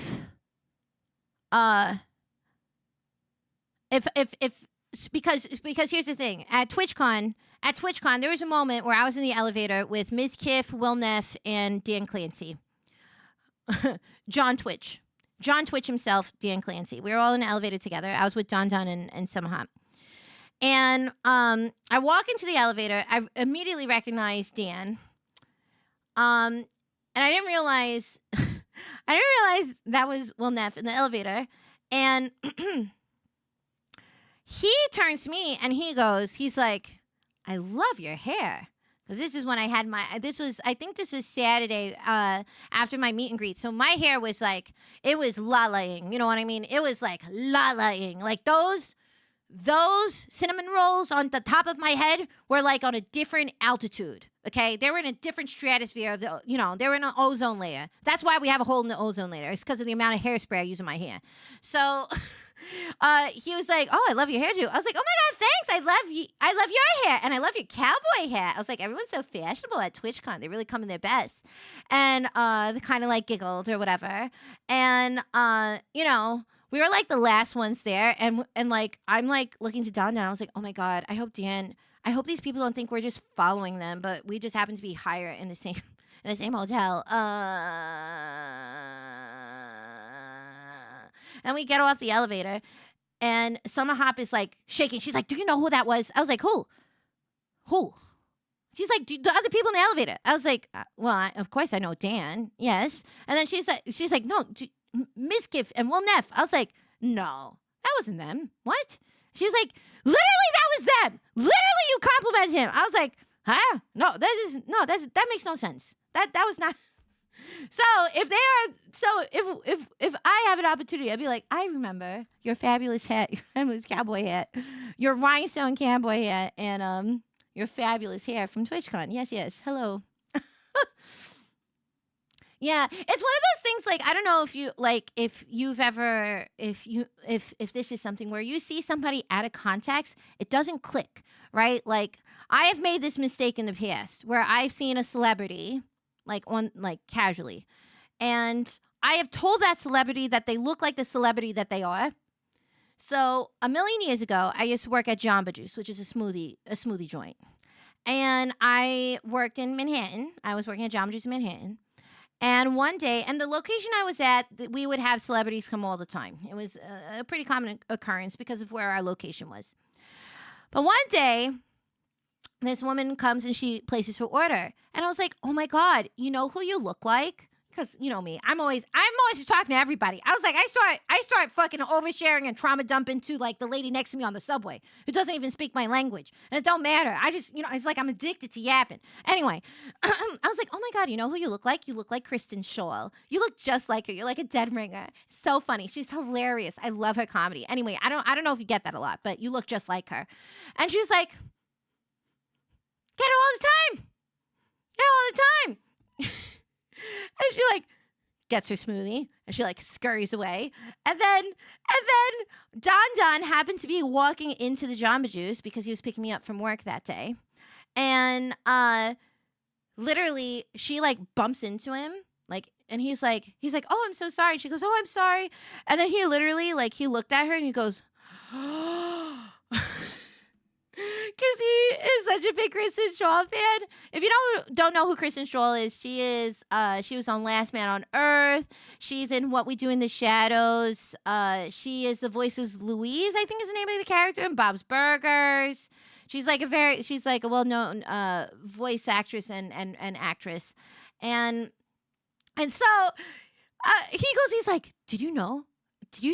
Kristen Schaal was just here." I was like, "That was Kristen Schaal? I just told her that she looked like Kristen Schaal." Wow, I feel like such an idiot. Mabel in Gravity Falls. Yeah, I was just like, "Oh my God," I was such a ding dong. I was like, "Oh my God, I'm such a jerk off." Like, I can't believe I just told her that she looks like herself.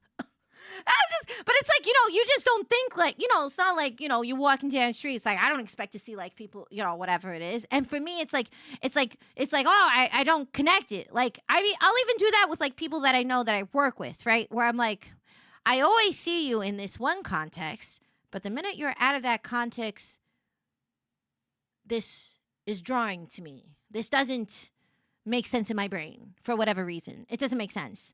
So, no, I recognize her voice. But I was like, wow. No, there's no way that's Kristen Schaal. Maybe she's like an impersonator. I don't know. I have a friend who looks just like Tom Cruise. Like, literally, we'll be out to dinner all the time. Like, we went to see Mickey 17 last weekend together. He's a director. And he's not an actor. He's a director. And he he will get stopped all the time. Every single time we're out. Like, we'll be eating dinner, and then somebody goes like, oh my God. Oh my God. Oh my God. Oh my God. I love you in Mission Impossible. Oh my God. You're incredible. And he's like, I'm not Tom Cruise. He's like, I'm not Tom Cruise. And they're like, oh, I'm so sorry. You look just like him. You look just like him. He's like, yep, I get that all the time. He gets it all the time. He gets it all the time. And it's so funny. And I didn't know. And so I look like a big old ding dong. Okay. I didn't realize. Okay. I didn't realize. I was a smoothie kid. Okay. I was a smoothie girl. Okay. I was like, I know sometimes celebrities come in here. Like Conan came once. He is so tall. He's like so tall. You want to talk about someone who lives in a different atmosphere? It's that guy. Okay. All right. It's crazy. He's like so tall. Like, he should really consider as a side hustle, like, working with like short people in terms of like he can get like the flour that's like on the top shelf of your cupboard that you can't reach very frustratingly. He can make a great killing on that side gig. Like, hire him per hour. He can grab all the things from your top shelf and you don't have to worry about it. He's so fucking tall. He's like, he's so tall. So anyway, he's also very, very nice. He's very nice. But yeah, you just don't think it's just displacing. You don't know. Oh, she was Sarah Lynn that's right. I forgot that she was in BoJack Horseman. That's a great show. Very depressing show, but very good. It's a very good show.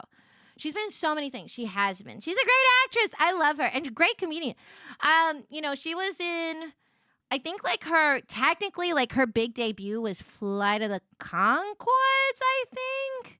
Was like her big break, I think, if I remember correctly. Yeah, he's 6'4". He's 6'4". I'm 5'4".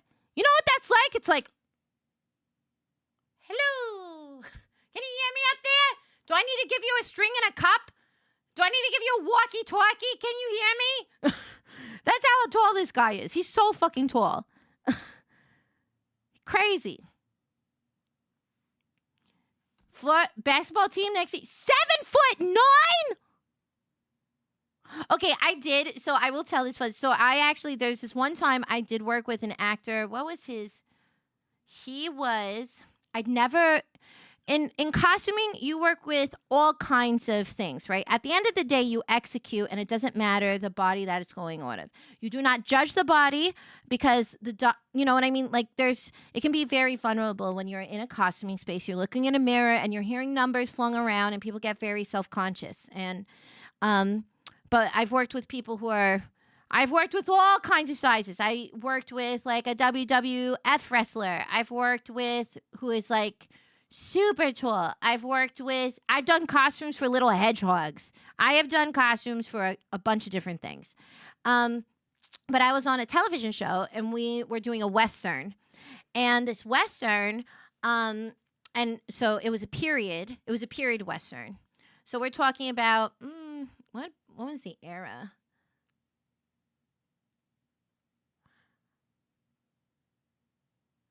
I forgot the year it was. Anyway, it was a period Western, and period costumes are usually, to find outlier sizes in period costumes is very challenging. It's very difficult.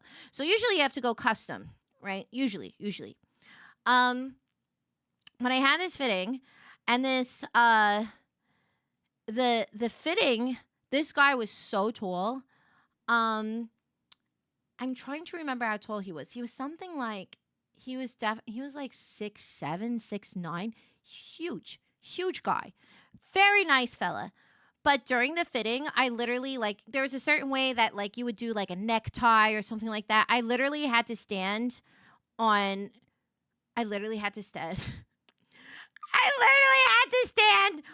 a step ladder, and he still needed to bend his knees a little bit so that I could tie his tie during this fit-in. So I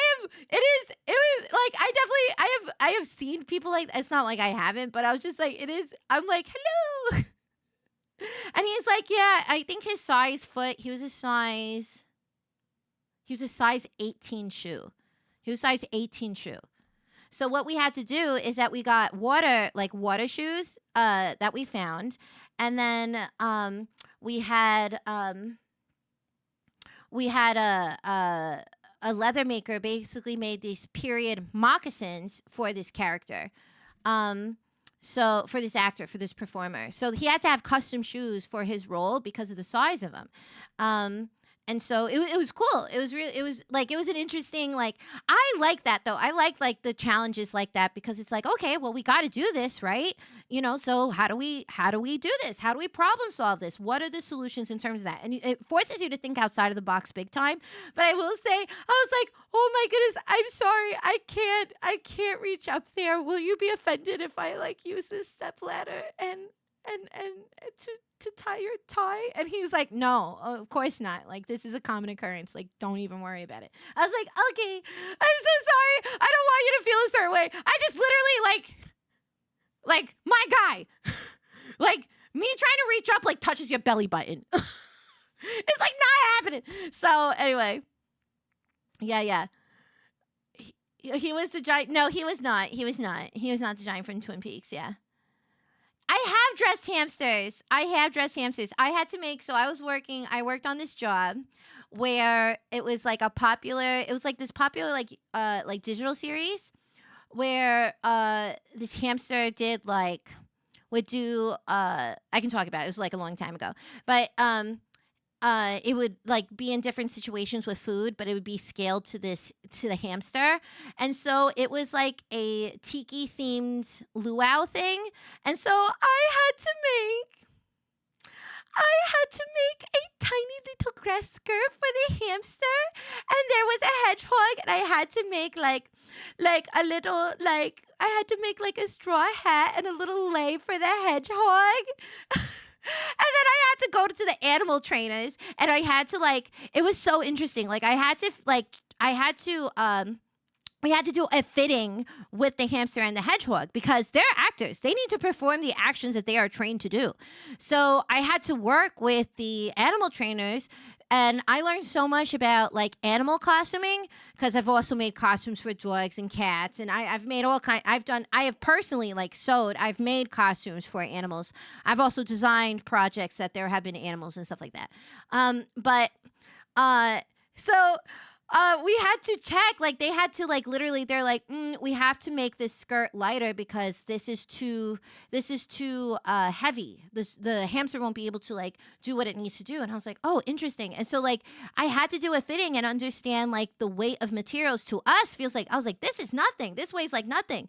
But for a hamster, the poor hamster's like, why are you putting a cinder block on my back? So it was so cute. It was so cute. Yeah, little grass skirt, little grass skirt. Little grass skirt is so small. It was so small. It was so precious. It was so precious. Yeah. I want to be a professional hamster costume designer. There are people who's you can make a career out of being an incredibly specialized costumer. Absolutely. There's people whose careers are I'm the glove lady. I've been making gloves for over 40 years. Bespoke gloves. There's people who are known for just their one thing. That is absolutely the thing. I know a lady who's known as if you need a knit for a job, custom knit, you go to this one lady. She, for a commercial, she created a knit sweater that covered a car, and she custom knit that. She apparently had to use because in knitting you have knitting needles, right? She had to use humongous PVC pipe, so and giant thick yarn to do the job. She showed me photos. I was like, that's wild. You're talking about you cover this car in an entire sweater? That's wild. Hi, Jodo Sue. Welcome on in. Hello. Thanks for coming by. Thanks for making the long trek from YouTube to Twitch. Very much appreciated. I hope you're having a wonderful Wednesday in time zone. Welcome. Yeah. I want to see the credit IMDb, Miss Lala, hamster wrangler. Well, I was not the hamster wrangler, excuse you. I was a hamster costume designer.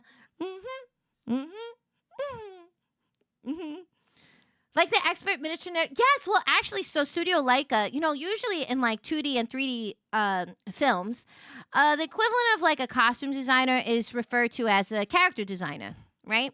They're the ones who really come up with that kind of stuff. So costume design is like live action character design. And you collaborate with hair and makeup, which are two separate departments, and to build what this character looks like. You know, a very famous costume designer by the name of Colleen Atwood, who's won multiple Oscars for her work. She's worked a lot with Tim Burton. She said, successful costume design is when you know exactly who that character is before they even open their mouth, right? The visual cues to tell you who this character is the job of those three departments. And so, Studio Leica, however, their stop motion, they actually have a costume designer for all their animated pictures, which you think you're like, oh, you know, it's just it's a stop motion animated film, but they actually have a costume designer specifically for their projects, which is really, really cool, because you know that's not like a common position. And sometimes you'll see that certain movies have costume designers. Like I think Frozen actually, Frozen may be one of the rare examples of an animated film, like a 3D animated film that has a credited costume designer on the bill, which is pretty cool. It's like really cool. When the pandemic happened, I didn't know what my life was gonna be. There was a moment where it's like, I think I'm gonna try learning more about character design so that I can be basically a costume designer, but for like 2D and 3D animation. Because I would love to work in animation. Like, that'd be cool. Like, I can pivot. I can pivot careers because I don't know what's happening. Film industry is falling apart. I don't know. And then I became a VTuber instead.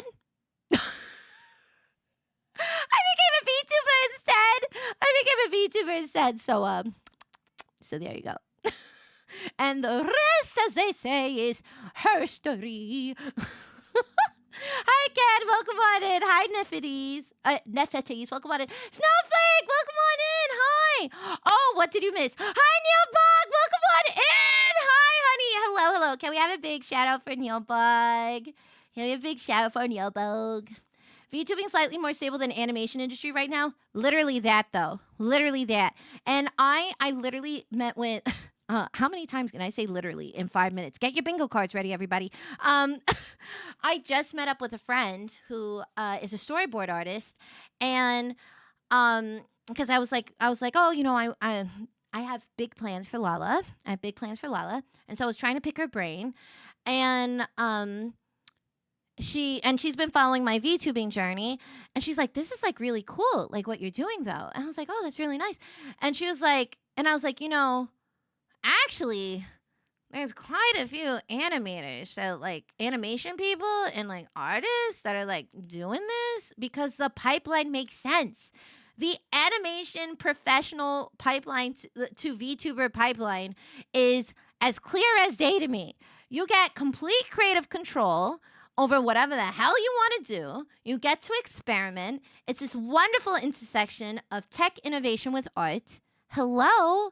Of course. And so I was like, you know, I know the industry is really tough. She's one of the like 5 people who are employed in her industry right now in animation, right?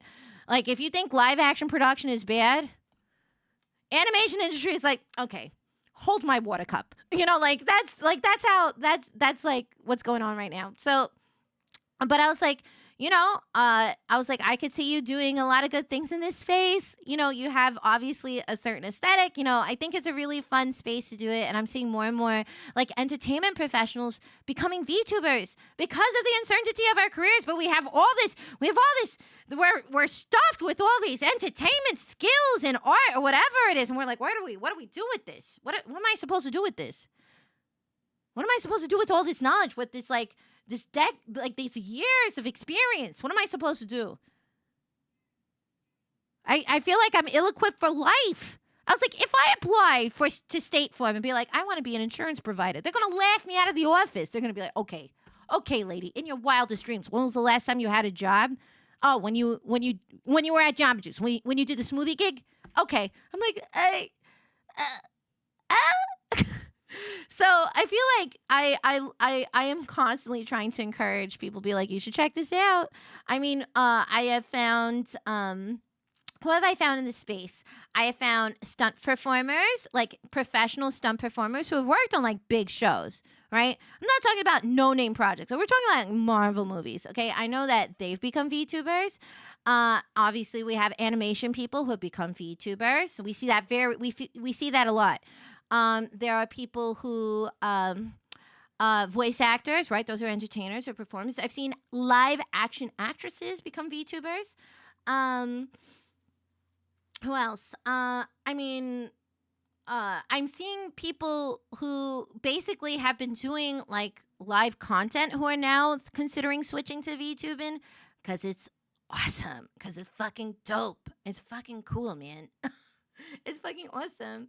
But yeah, cries in anime. I feel you, baby. I feel you. I'm so sorry. I'm so sorry. Yeah. Yeah. Yeah, I feel like there's quite a few voice. I feel like if it's not animation people like or like professional artists that becoming VTubers like VO, I feel like obviously is another like crossover. I feel like that makes a lot of sense. But hi Zoran, welcome on in. Hello. Hi, happy Wednesday, honey. Welcome on in. Hello. Yeah. Yeah, and the person who does stunts they're open about it. They like we've collabed before. I need them to come by the diner. I've collabed on their channel a couple of times. Lloyd's Fault, if you know who they are. Lloyd's Fault, he is a professional stuntman for films and television. So definitely check him out. He actually just re-debuted a lovely lady model. Rar. So definitely check them out. Yeah. Hey, Angel, hello. Hi, Goofy King. Welcome on in. Yeah, I love exactly, Panny. I agree. High tech artistry and a bit of role play. Yeah. And how far you want to take that is entirely up to you. You know what I mean? So, yeah. Yeah, same skill set. I want a Leica studio tour from the NW Animation Festival. You went to Studio Leica Inc. That's so cool. Oh my God, that's so cool. It doesn't, I will say, 3D clothing design is definitely a thing. You know, Marvelous. Yes, I do know, Panny. I am aware of that program. I actually was interested in like dabbling in it, but it's hard trying to find time to like learn new programs on top of all the other things you do. I have to make time for it. I have to like decidedly make time for it. I just have not. So, but I am aware. Hi, Cielo. Welcome on in. Hello. Yeah. I've also seen digital artists transitioning to modeling and rigging. Yeah, that makes sense too. Whatever you choose to do. You know what I mean? But it makes sense. Yeah. This is also reminds me of a new VTuber that I was introduced to recently. I won't mention her name since this is your stream, but you might like her because this girl's an emo artist. She said, get this, Lala. She said that if she had the choice, then the streamer would choose to have a hamster-style hamster to be her first owner. Oh, I love that. Oh, that's so cute. I love that. You see, I think like there's this moment. What I've noticed is that someone who has successfully converted people to the cause, to the VTubing cause. For the few people that I've spoken to, this is usually the process. Usually they're a regular streamer, whether they do face cam or they do something else, or they're a regular content creator. And then they're like, yeah, I do that. They ask a few questions about VTubing. Usually like, it seems like an expensive endeavor. I don't really know what to do. It seems really intimidating. And then usually I'm like, well, you're actually, if there's a time to join and become a VTuber, now's a great time because they have so many inexpensive, customizable models on the market. You don't even have to have something that is like VTube Studio. You could have a PNG. Like literally you can start with very limited funds. You can. I would say actually when you start, don't worry about having like an expensive model. Have a good mic. Have a good mic. Don't do what I did, which is like stream for like 2.5 years with like a shitty mic and not invest time in figuring out your audio. Make sure you figure out your audio because people they gotta listen to you for a long time, so might as well have good audio. And then you just kind of get started, and they're like, oh really? Like you don't need I feel like you would have to spend like thousands of dollars. I was like, you can, it's up to you, but definitely don't do it when you're first getting involved. And then certainly if you don't have that just lying around, like obviously, like don't spend beyond your means, definitely. Okay. Well, actually, I had a concept for a VTuber. But it's like it's not anime styled. I'm like a fuzzy worm. Oh, okay. It is that okay? I don't know if people are gonna like that. I don't know if that's like a thing though. I was like, what do you mean? I was like, you could do whatever the fuck you want. Sorry, excuse my New York, but it's true. You can be whatever the hell you want. Consider this like D&D. Consider this like D&D. You're making your character. You're just making a character that's like fitting in with whatever it is. I mean, like actually, literally, Giga from VShojo,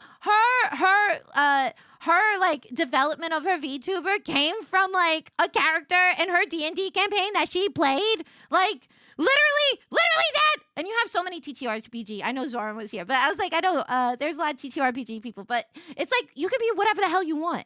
Once again, we literally have VTubers of all kinds. And I think that what makes this so cool because you could do whatever you want. You can do whatever you want. It does not matter. As long as it is true to you. Do not feel pressure to do something if you don't want to do it. If you don't resonate with a certain style, let's say you don't like a ToonTuber. Let's say you don't like the style of my model. That's fine. I love the style of my model, and that's what's important. But let's say you want to be, which, you know, I know a lot of times it's like brought up being like, oh, another fucking pink-haired cat girl, anime girl, whatever it is. If you want to be a pink-haired cat girl VTuber, you can do that. If that's what's going to make you happy every time you look at your model and you just smile and you're like, I like this person, then that's enough. That's enough. That's all that matters. And you'll find people who will vibe with you because that's the vessel that is just showcasing your personality at the end of the day. So don't let anybody tell you. Don't let anybody tell you can't do anything. You do whatever you have. This is a medium at the end of the day. It's a medium in terms of storytelling, in terms of content, whatever the hell you want to do. That's what it is. So I love that. I love when people are like, when they're like, I don't know if I would like to be like a Hamtaro thing, but I don't know if people be into that. Yeah, hello. Me? I'd be the first person to follow him because you know that I have a terrible addiction to cute things. I see a cute animal VTuber on my timeline. I was like, oh shit. Oh, what? Oh no! All of a sudden I'm following them on all their socials. I don't know. Wow, this is crazy. This is crazy.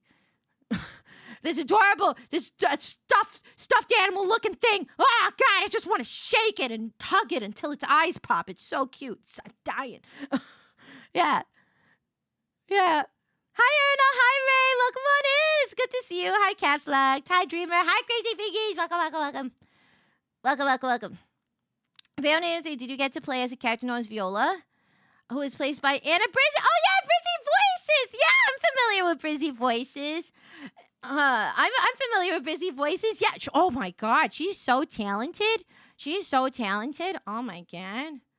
You know, I was like, if I was ever to take the dive to do voice acting, as like a side hustle or whatever, I feel like I have a pretty good princess voice. I feel like I could do a pretty good princess voice. And then I'm pretty much good at just making feral noises, which I don't think is really a castable role. Like, how do you do that as a demo reel? You're like, hi, my name is Lala, and here is my voice acting demo reel.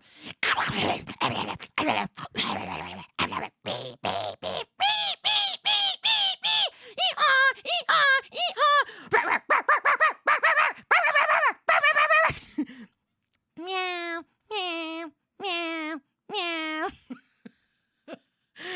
Thank you for taking the time to listen to my demo reel. I hope we work together soon. Thank you. Bye-bye. That's what I feel like that would be me. I feel like that would be. Oh, Jesus. Hello. Hi. Not you walking in while I'm doing feral noises.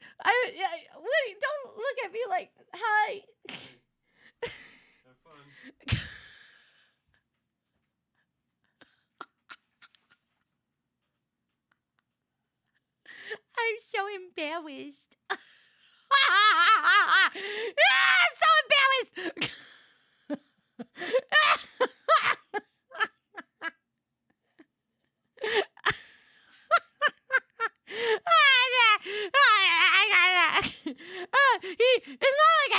these noises before. Usually I make that same string of noises when I go to Costco and I see their Squishmallow bin. When they got like the big ones, like the huge 24-inch ones, they look like, I literally make those noises and then I jump into it. And it's, if this was like a cartoon, he'd have to reach over and like pluck me out of this pile and be like, no, out of the pile of the plushies.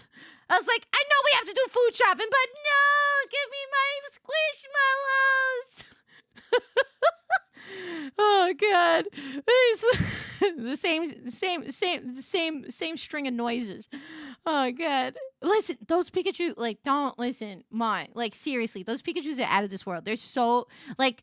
They're so big. I literally start frothing at the mouth. I go crazy. If there's like a group of like 6-year-olds surrounding this thing, they're like, wow, look at this unicorn. I album them out of the way like a professional football player. And I stake my claim on this pile of Squishmallows. Okay? You've only lived on this planet for like 6 years. You do not. There's seniority in this thing. Okay? There's seniority when it comes to picking best plushies. Okay? I've been here for 3 times. I've been here for way more. Way more, kids. Get back in line. So anyway, it's fine. It's fine. Yeah. People watch a rock with googly eyes doing absolutely nothing. Yes! Oh my God. I love that. Embrace the silly. Life's too short. Embrace the silly. Yeah. Listen, I do have a serious case of cuteness aggression, actually. I really do. Don Don has actually called me out on this because this is actually a problem that I actively have to conscientiously make a choice to work on. But basically, we'll be walking around, just taking a nice little stroll in the neighborhood. We see somebody walking their dog. And I'm like, oh, hello. I hope you're having a good walk. I hope you're having a wonderful day. I hope you did a good poo-poo. I hope you did a good pee-pee. If you haven't, I'm sure you will. I hope you're having a great day. Oh, that's good. Have a good walk. And then Don Don's like, Lala, there's a human being attached to that dog, right? You can't just talk to the dog and not address the human. I was like, why not? I absolutely can. I'm not interested in the flesh meat prop that is bipedal next to the dog, okay? I'm solely interested in the dog. He's like, but that's rude. I was like, it's not my fault that dogs are the best. God, humans really have skills. Like, when people do that to me, I get it. Like, people are like, I don't want to talk to you, lady. Crazy lady with your bow in your hair. I was like, I get it. They want to talk to Gambit. That's okay, because I know what that feeling is like, and I don't judge them for that. Come on. What am I supposed to do? I do the same thing to the human? Oh, I hope you have a good walk. Did you also take a shit and piss on this walk? I hope that's good. How's your blood pressure? Is it going good? Oh, I hope you like the weather today. Good weather for taking a shit. I hope you have a great day. Bye. Ta-ta. Have a good one. Bye, little Poochie Reno. Bye-bye, little Pooch Pooch. Pat, pat, pat. And then you pat the human. What am I supposed to do? Am I supposed to do that? It's like Control-C, Control-V, the action? I'm not supposed to do that. Do I seem like a bigger asshole if I like get so excited about the dog and I'm like, sup, to the human? Like, how am I supposed to do that? Where's the balance? Because I am not holding myself back in terms of hyping up a dog. Dogs truly are the best. I have to hype up the dog. That's just the rule of the world. Yeah. Yeah. When people fought over Pebbles, you mean Pebbles from Fallout, Corvo? Pebbles the cat! Is that what you mean? You have to work. Oh, bye, Snowflake. Have a good day at work. Bye, honey. Hi, old school. Hello. Oh. Good weather for taking a shit is going to be the title of Lala's first album. That's not a bad idea. Thank you. Cut the check. Dandy! Thank you so much for tier 1 and for 22-month streak? 23 months? What? Really? 2 years? It's like nearly 2 years. What? No. Thank you, Dandy. Thank you, baby. It's always good to see you. Hello. I am a confirmed silly goose. For example, I saw 2 coworkers walking together on their day off and said, oh, you both look so cute. It's like you're a couple. And they looked at each other and like, yes. Yes, we are. Lala, we share the same silly brain. Yeah, listen, yes, exactly. Oh, Pebbles is the name of the cat. Oh, that's so funny. There's literally Pebbles is an adorable cat that is in the like Fallout universe. It's like there's a poster of Pebbles the cat. It's like in a little astronaut costume. It's so cute. That's why I was like, oh, you have a cat named Pebbles? That's adorable. That's a very good pet name, by the way. Excellent pet name choice. Cats are just as yes. Cats are also adorable. I will say, I start crying sometimes, like in terms of like if I get overwhelmed with cuteness, I like start crying. Like I'm not making this up. I probably sound like a sociopath, but it's true. Like I had a friend. She had this beautiful cat. It's this white cat, very fluffy. I don't know the name of it. Hold on. You know what? Is it like a Persian? Oh yes, it is. It's a very light colored Persian blue kitty, I think, and it is a beautiful cat that she got from this breeder or whatever. And this cat, whose name is Milkers, by the way, she Milker's is like the chillest cat ever. So nice, so sweet. Lets you pet, just doesn't matter. Like I'll bring Gambit over like for a play date, and Milker's just like, "Sup, dog?" Like so chill, so chill. And Milkers got a little frisky with the alley cat. And let me tell you, this alley cat wasn't just like an alley cat. Like this was like a cat from a Don Bluth movie. This cat had like it doesn't have an eye. It's like has like matted fur. It's like a big boy cat. This like cat like is the leader of the block. Like this cat fucks up other cats. Like that's this cat.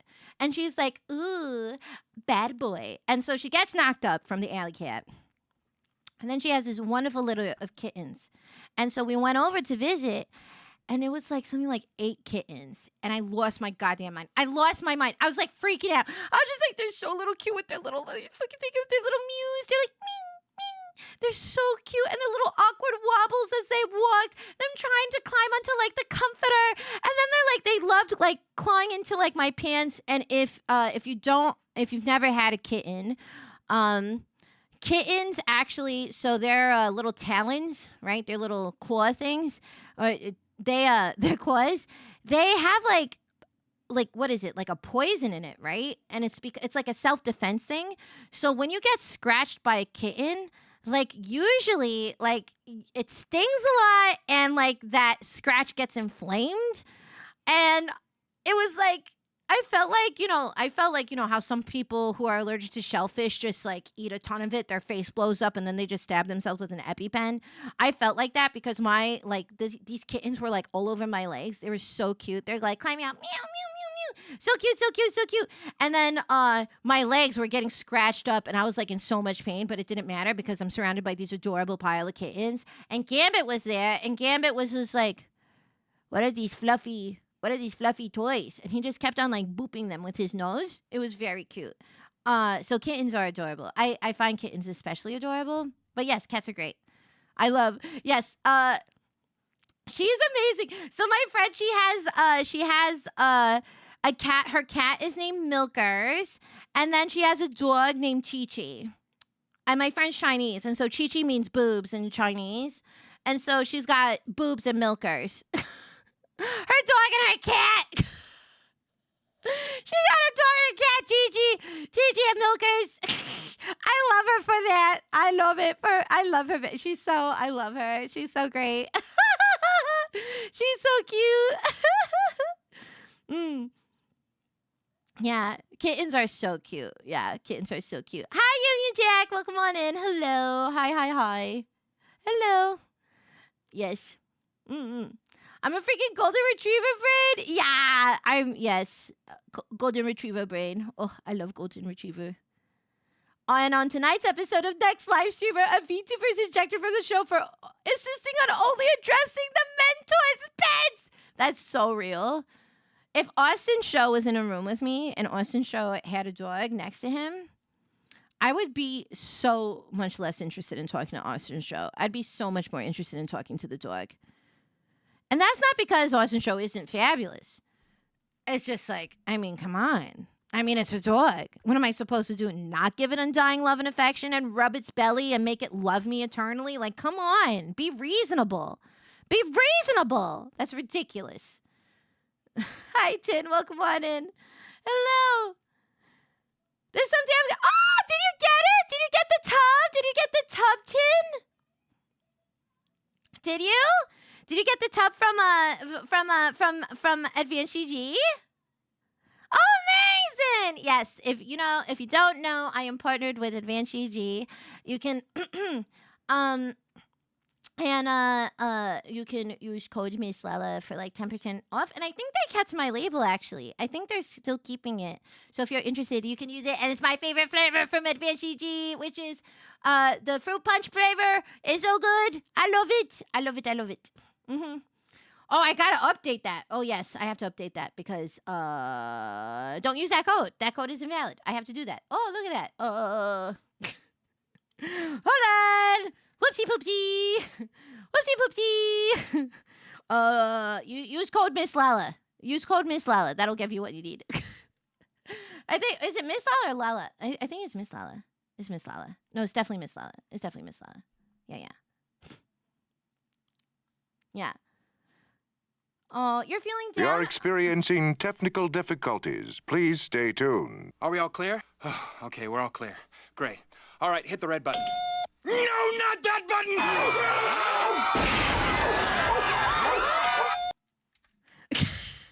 I definitely had a brain fart. It is Miss Lala. So here is the link, and here, Miss Lala, is the code. There you go.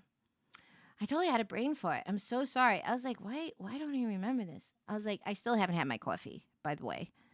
Been hanging out with all of you for so long, and I haven't even had my cup of coffee. It's amazing how I'm even standing. It's truly amazing. So yes. So here we go. We got let's see.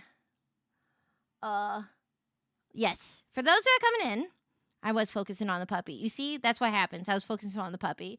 I'm so sorry. So basically, let me tell you. Let me tell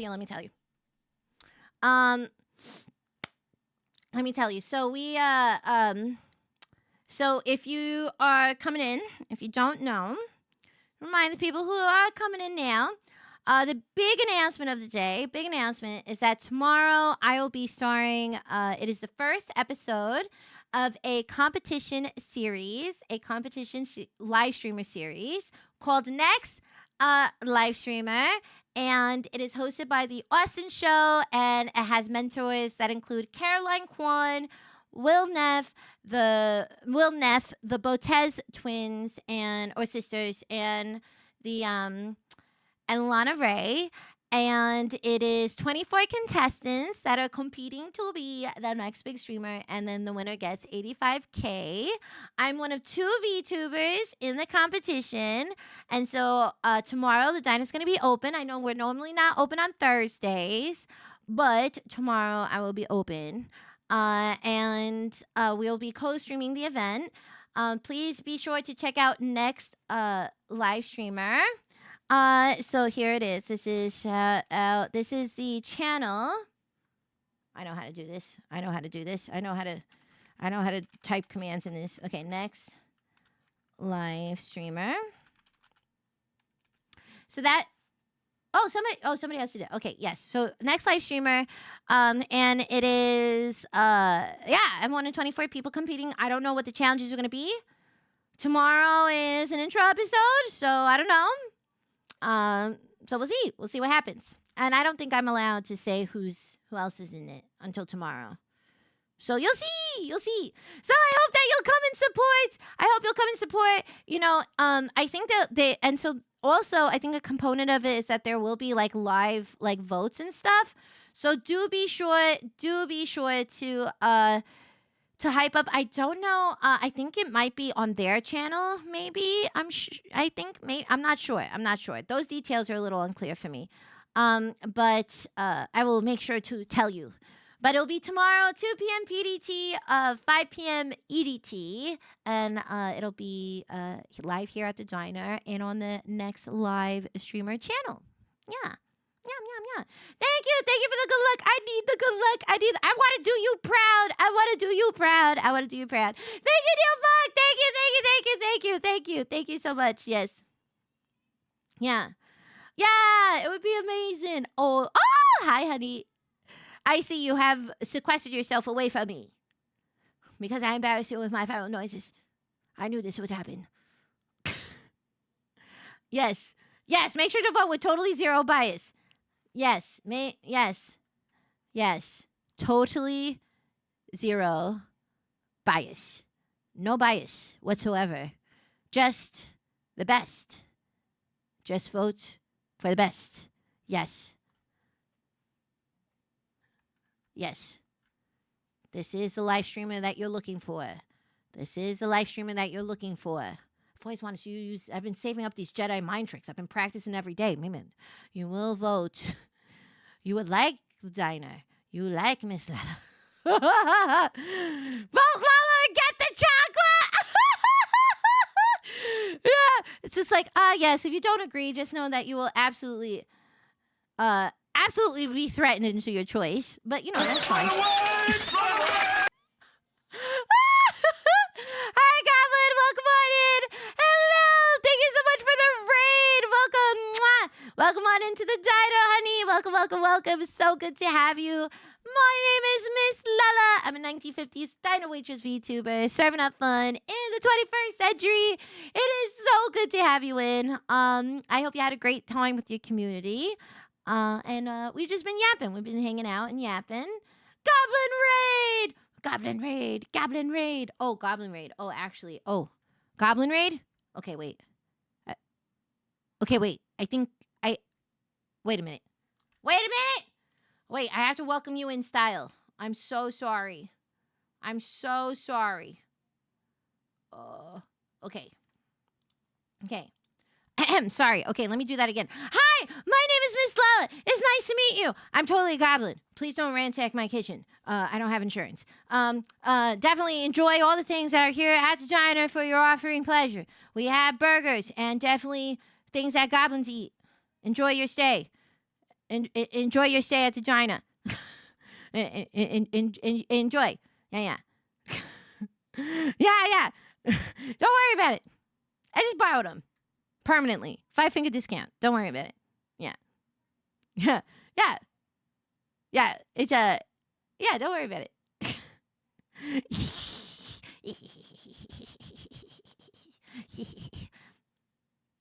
I do feel like would I be a goblin? One of us, Google Gobble, one of us. We accept that one of us. Yeah. One of us. Yeah, one of us. One of us. Goblins! More goblins. Yes. That's ridiculous. What? Lana has a cross-sell and upsell? I got a dwarf beard? That's ridiculous. I don't have a dwarf beard. That's crazy. That's like a bridge too far. I don't have a dwarf beard. Ridiculous. I'm a dwarf beard.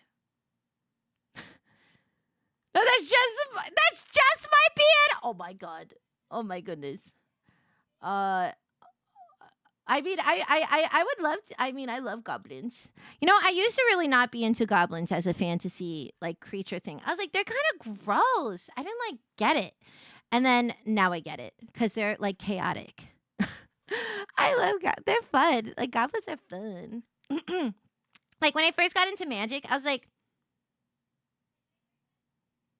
they're not as pretty as the elves, which is such a girl answer. That's such a girl answer. That's such such a girl. And I was like, I want to play with the elves because they're pretty. They're pretty. I wanna have a magic deck that I wanna smooch other creatures. And then now as a Magic player, I'm like goblins. because it's like my favorite style, right? They go crazy. You multiply them and then they attack, and they're not afraid of attacking. They're very aggressive. I like goblins a lot. Mm-mm. They're so fun. They're so fun. I love goblins. I love goblins and gremlins. I love goblins. They're gremlins. That's why you guys are my gremlins. Yeah.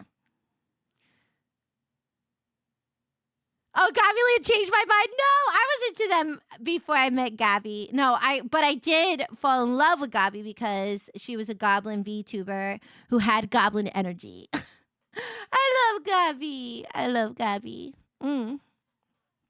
Yeah, I do feel like a lot of goblin VTubers are very similar.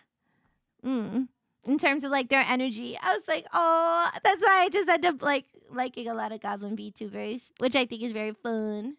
Can't be the goblins and gremlins when it comes to their energy levels. Yeah, it's true. It's true. It's very true. Yes, and I love embracing mischievous energy. It's very fun. Very fun. Yeah. Yeah. Literally gremlins. Literally gremlins. Let's see. I realized I'll probably make an announcement in the Discord again about the community survey, but if you haven't, make sure to fill that out as well. It's very important. Very important. And as you know, we are also just did you a reminder because I mentioned this a while ago, but I think it was like at the very beginning of stream. But we have we're on the road to Partner Plus, or the Plus level 2. And we need 300 plus points, and gift subs do not count, nor does Prime subs. It has to be like your individual. So you can either upgrade your sub, or you can, or other people can self sub, so to say. And here are the incentives. If we do it, hold on, let me. So if we do this, let me go over here. We have. Wowee! Wowee! So for April, if we hit the goal this month, you'll get IRL Pigeon Stream Electric Boogaloo Part 2. You get that. If we do it next month, I will do a VTuber cosplay at Offkai. And then in June, if we do it, I will give you the coveted Warhammer stream. 8 hours of heresy! 8 hours of heresy for all your Warhammer goodness. So, yeah. So, but we have to do it 3 consecutive months in a row. So if we do it in April, but we don't get it in May and we get it in June, that means that the counter starts over from June. And I'm currently on Plus level 2, and it expires in July. So what I'm trying to do is set this up so that there isn't a gap, and it all works out. So this count. So now that's why you see there's a widget on the screen that tracks this, and it's tracking the points. Although I just added it, so it's a little inaccurate. We're a little closer than that.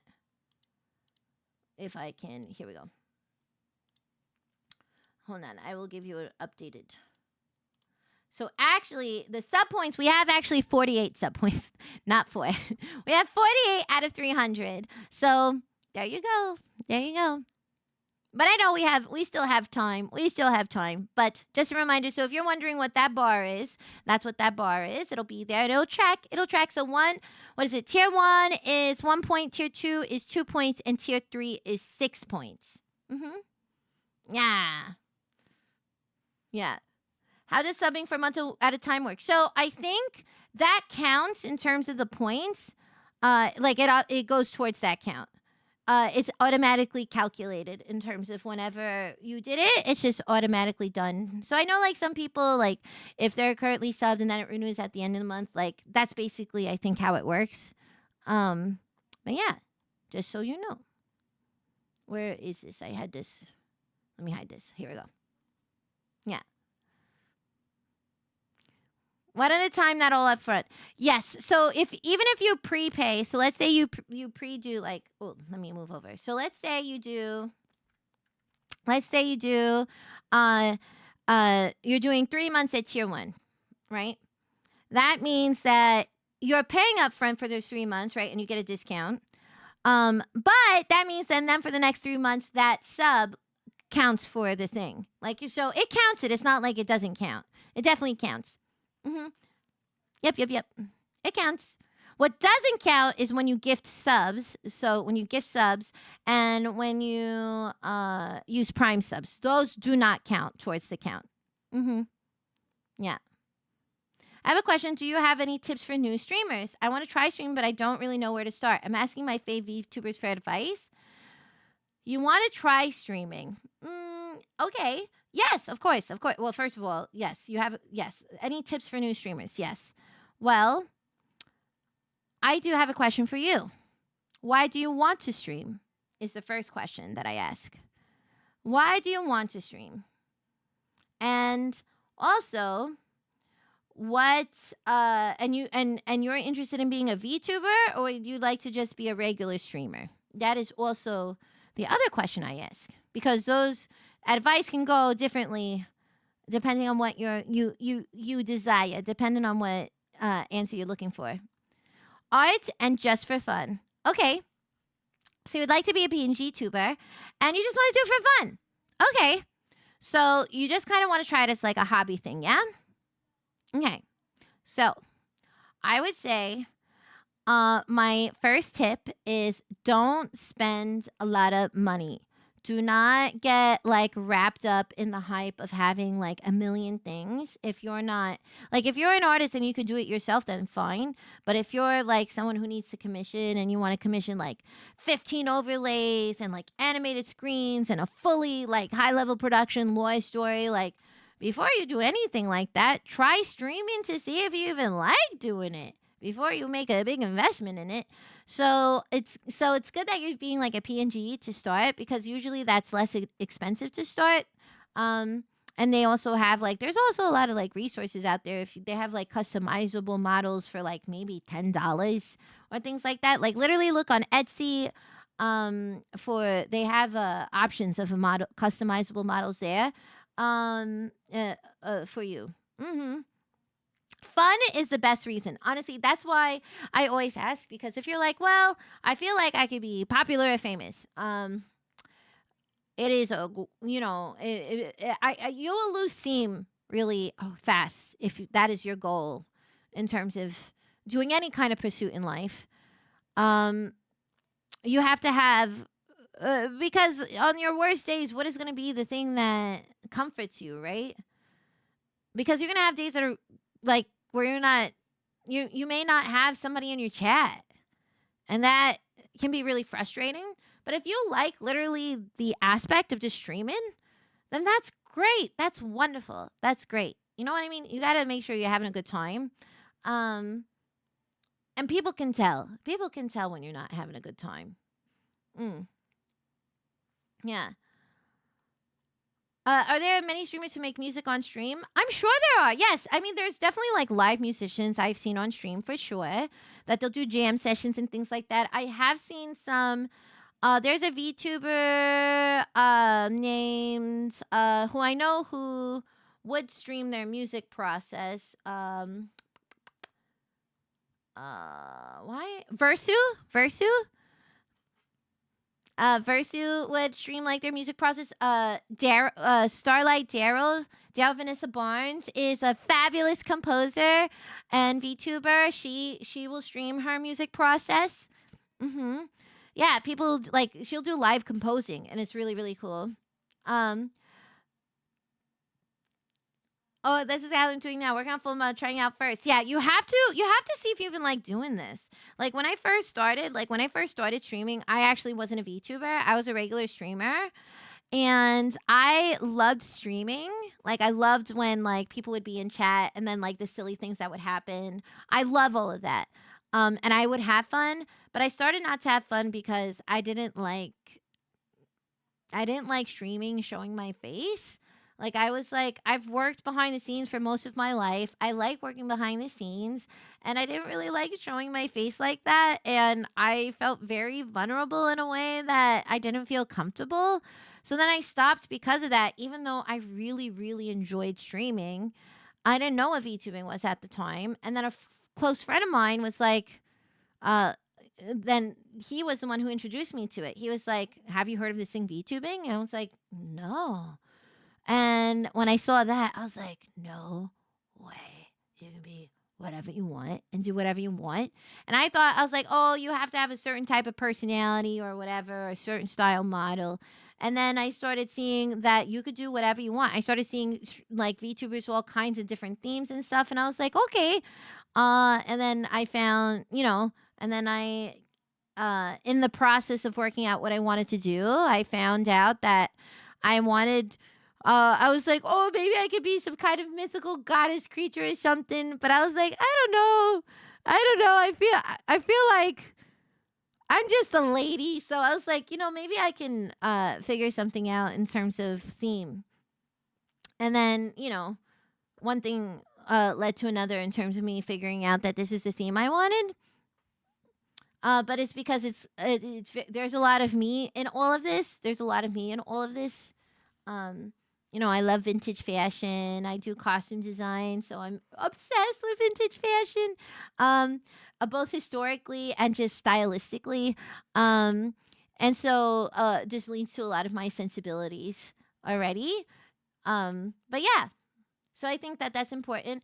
So I think definitely like watch your budget. Don't try to do a million different things. Take some time to watch what other people do. If you are interested, like there's nothing wrong in terms of just observing streams and seeing like how people structure their streams. Like, how long do they talk for? What do they do when they're gaming? How do they talk to their chat? And you can watch really big streamers, and then it's really good to watch people in your own like size group. Like what I would do when I was starting off was that I would go on Twitch and I would click on the VTuber tag, and then I would do it from lowest to highest view. And I would find, when I had like a 10 CCV or something, I would look for other VTubers who are like at a 10 CCV to kind of, or a 15 or a 20 CCV. And I would like kind of hang out in their streams and kind of see what they were up to. Or, that's how I started like meeting people. And so, like, it's good to observe. It's important to observe because they can give you a perspective about how you can approach your work differently. You know what I mean? It's like even in my own work, like for costume design, right? It's not like I only read the books and then that's it. It's important for me to also watch media, like strong, like mediums with like strong visuals or that strong storytelling, so I could be like, wow, that was a really incredible choice that they decided to do. It just makes me think about, okay, so that's how they decided to approach it. How can I approach it differently? But like it kind of opens up your mind in terms of what you can do. I also think, it all depends on your intention. Like if you're interested, like if you literally just want to stream and you're like, whoever comes in, that's fine. But if you want to like build a community, there is a level of work that goes into that. And that's consistency. Consistency is a big thing. So, for instance, like the diner, as everybody knows, is open 3 days a week, Monday, Wednesdays, and Fridays. It's been consistently that for a long time. Sometimes I'll add different days because, sometimes there's collabs, sometimes there's like I'm on somebody else's channel, sometimes they're here, whatever it is. There's a special event. And so people know, right? Like if let's say here's a good example. You don't go to Chick-fil-A on Sundays because it's closed, because chickens fear God, apparently. And so so you know that Monday to Saturday, Chick-fil-A is open. Sundays, it's definitively closed. You'd like kind of be like a little taken aback if you're like, it's open on Sunday? What the heck is going on? And so you're like, so you know that the operating hours of this business is Monday through Saturday. And usually, like what, 8 a.m. to like 10 p.m. or whatever. And so think of your stream in the same way, right? If you're like, even if you're doing it as a hobby, I think it's a good habit to practice because then it's like it's just provides like routine in your life.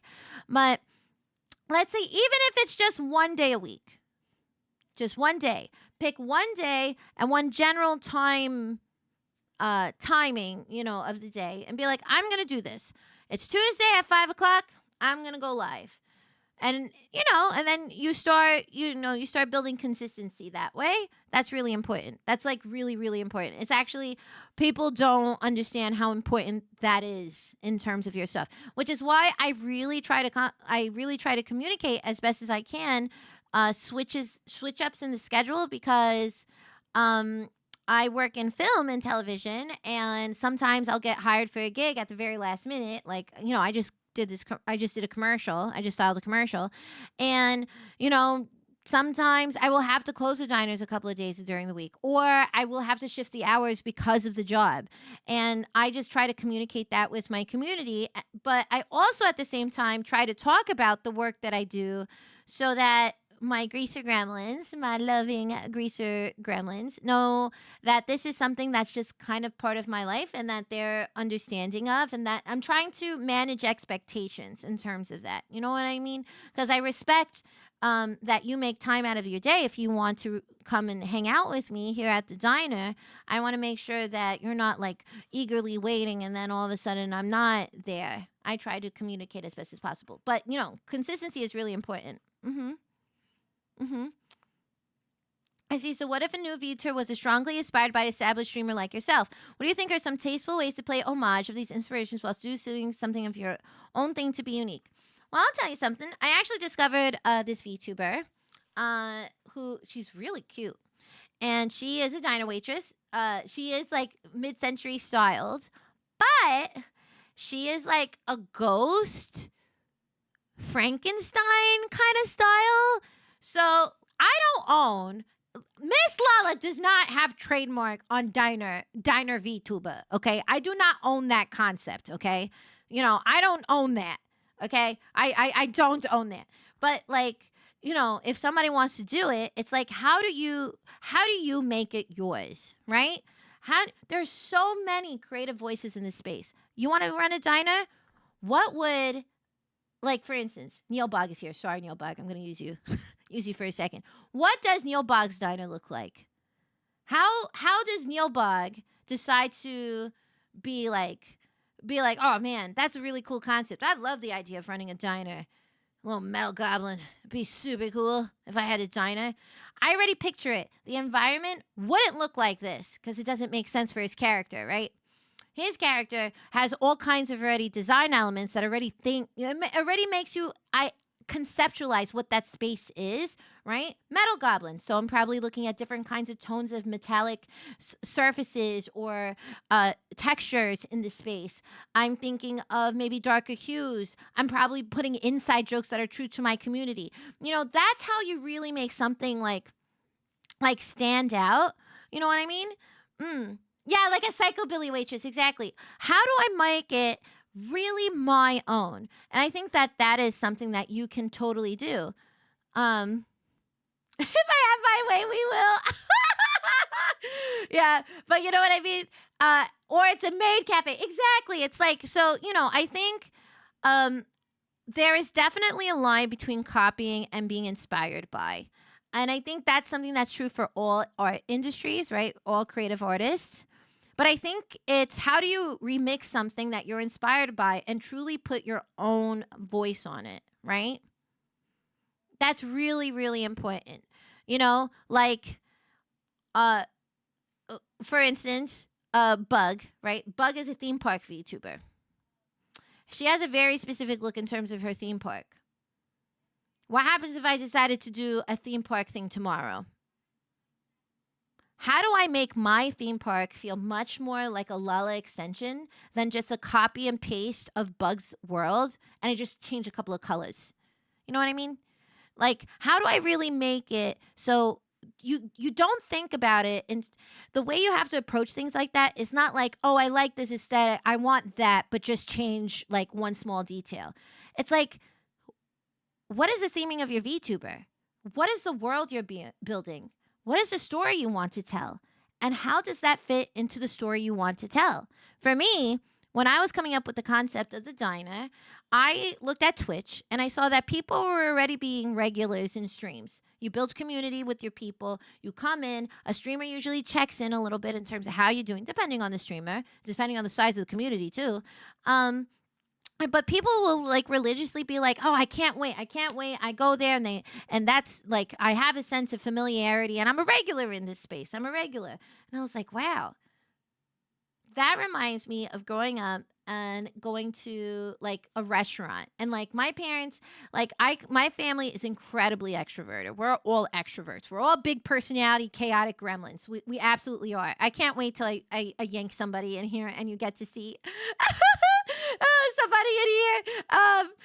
But we're all big extroverted people. So whenever we would go to places, like my parents definitely were regulars at certain restaurants where like we would get a free drink on the house, a free dessert or something. And then the wait staff would sit at the table and like we'd catch up. They'd ask how we were doing. There'd be wait staff that saw me as a little Lala to a grown woman. You know, these are people you build relationships with. And I was like, oh my God, this makes me think of that. And I was like, what if it was like a restaurant? Like, what if it was like that?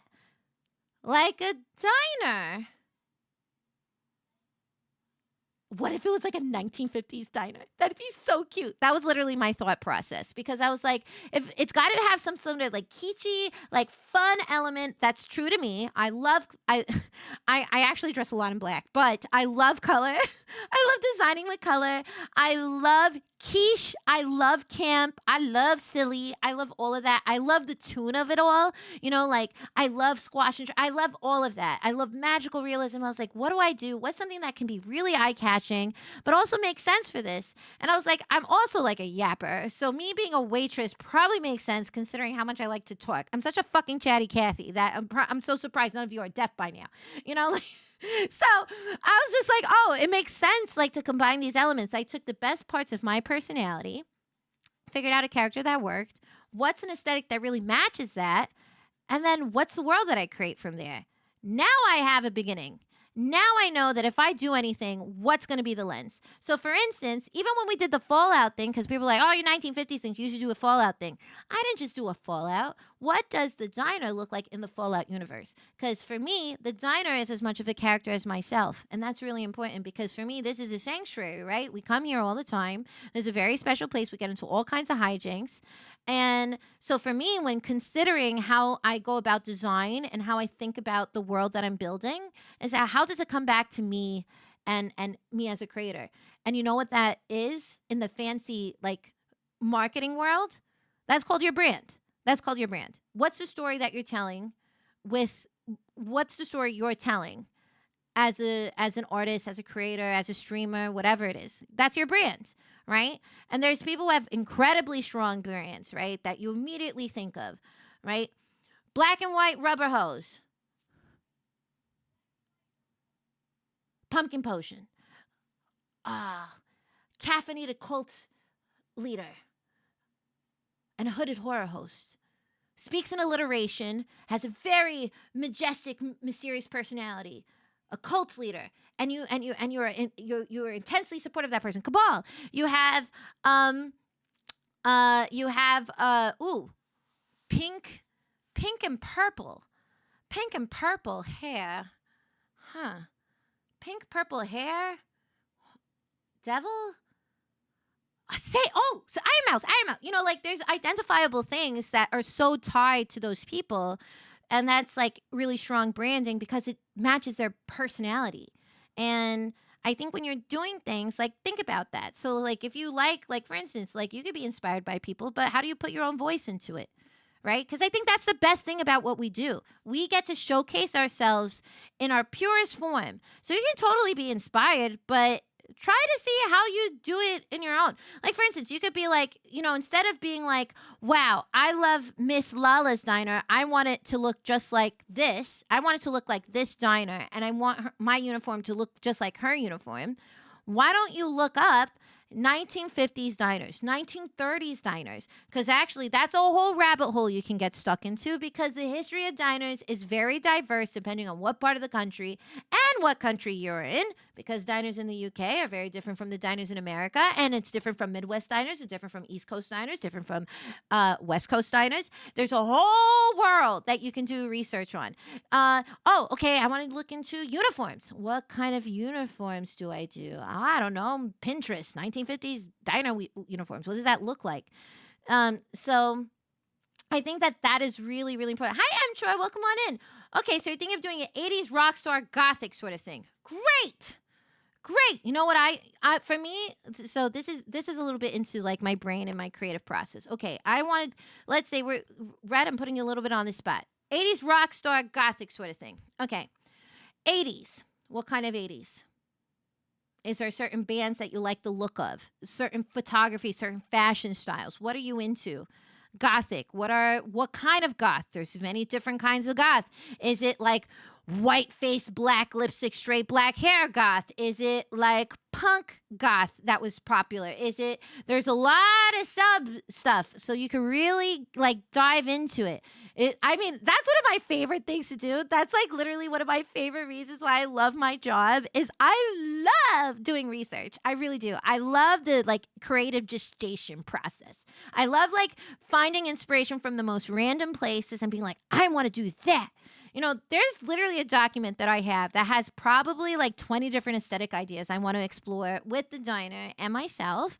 But it's all Lala, right? It's like, what would Lala look like in this environment? What would Lala and the diner be like in this environment, right? I'm not going to, like, for instance, I'm not going to be like, well, I'm going to be fantasy, right? I could just be a random night cool paladin person. I could do that. I could. But I think it's pretty cool to be like, well, the diner would obviously be like a tavern, and I feel like I'd be a pretty fabulous bar wench. So I think I'm going to go with that. You know what I mean? You like figure out what like feels right for you and your character and like the things that you're doing. Yeah. Hi, Vespera. Yes, it's towards Oh my God. Oh my God. Of course. Of course. I am here. Listen, everybody has the capability. Everyone has the capability to explore. And I'm here to help support that. Because here's the thing, like, I think it's refreshing, and then you learn things that you don't even know that you got into. Like, you know, there was once upon a time that I did consider the fact it's like, oh, I could be like a pink-haired anime girl. Like there was a version of Lala that existed that way. But every time I looked at her, because here's the thing, I love pink-haired anime characters. I had like a reputation that I would always cosplay like pink-haired anime characters. And so I was like, oh, I think I may want to do it. But when I looked at it, I was like, I don't think this is me. I don't think this is me. I don't think that this is like the OC I want. I don't want it to look like. And then I realized, I was like, oh, I think I want to basically make a very cartoony version of myself that goes in all these crazy events. Oh, I kind of want to do like this. Like, what about this? Or blah, blah, blah, blah. And so it's like living a fantasy of a different life I never had. And so, everyone's different. Yeah. I love locals with personality that can connect with people, and I think that the diner has certainly become one of those faces. Oh my God, I happily answer questions. I'm here to support you. I want you to have fun with your journey. Like, I don't want you to be stressed because you're trying to come up with a cool concept that's cool for other people. You should be coming up with a concept that's cool to you. You know what I mean? You'll see that. You'll see that people get tired of their design and they'll rebrand and they'll be like, maybe this is the one that. Don't you put that evil on me, Ricky Bobby! Don't you put that on us! Don't you put that evil on me, Ricky Bobby! Don't you put that on us! Yeah. But it's true. I think, because, that comes up once in a while. Like, people who rebrand because they're not happy with their design, which is fair. Like, you can totally at one point feel like this isn't, your character doesn't feel like you anymore. Or it just naturally evolves, Maybe it was one way and then it, evolved into a different way. You just don't know. And, but another thing we'll see sometimes is the conversation of copying in the VTuber space. And because people don't have because people don't know how to articulate what they want because they literally haven't, either they weren't taught or they don't know how to articulate what they want. And they copy not because they copy because they like it a lot and it's a successful design or something like that, but also because it resonates with them, but they don't really know how to develop it further to make it their own. And I think that firmly comes from not understanding like how to explore the creative process for yourself. I really think it just comes from a place of like just ignorance in terms of that, which is not a bad thing. That's a teachable thing if that's something that you're into, you know what I mean? Ellie, welcome on in. Hi, honey. Mwah. Welcome. Yeah. Lala Chen Skin, when? One day. I promise you, one day we will go down the anime route. That day is not today, but one day we will do it. One day we will do it because I want to scratch that itch too. Like I want to have it. I really consider my model like a Barbie doll. I love having outfits. I love having different hairstyles, different looks, different aesthetics. I love it. So of course I would love to have an anime one, like a pure anime one. Just for my like Barbie collection, so to say. I was just like, I love it. Yeah. Something new to discover when you notice more things, the environment that brings out your personality. Yep. Exactly. As above, Lala Chan should be a sub goal somewhere down the line. Well, remember, we have the Lalathon next month, so yeah, work hard. Work hard if ye so desired. Work hard. Maybe then. Hi, Rizu. Welcome on in. Hello. Oh, Thor! Welcome on in. Hi, Thor. How are you? Imitation, not duplication. I wouldn't even say imitation. Inspiration, right? The goal is to be inspired by, not to imitate. Like, it's fine if you're doing, like, an Easter egg, like an ode to something. But I think it's trickier with like VTuber inspiration because people are like very, very emotionally and intimately tied to their own IP, right?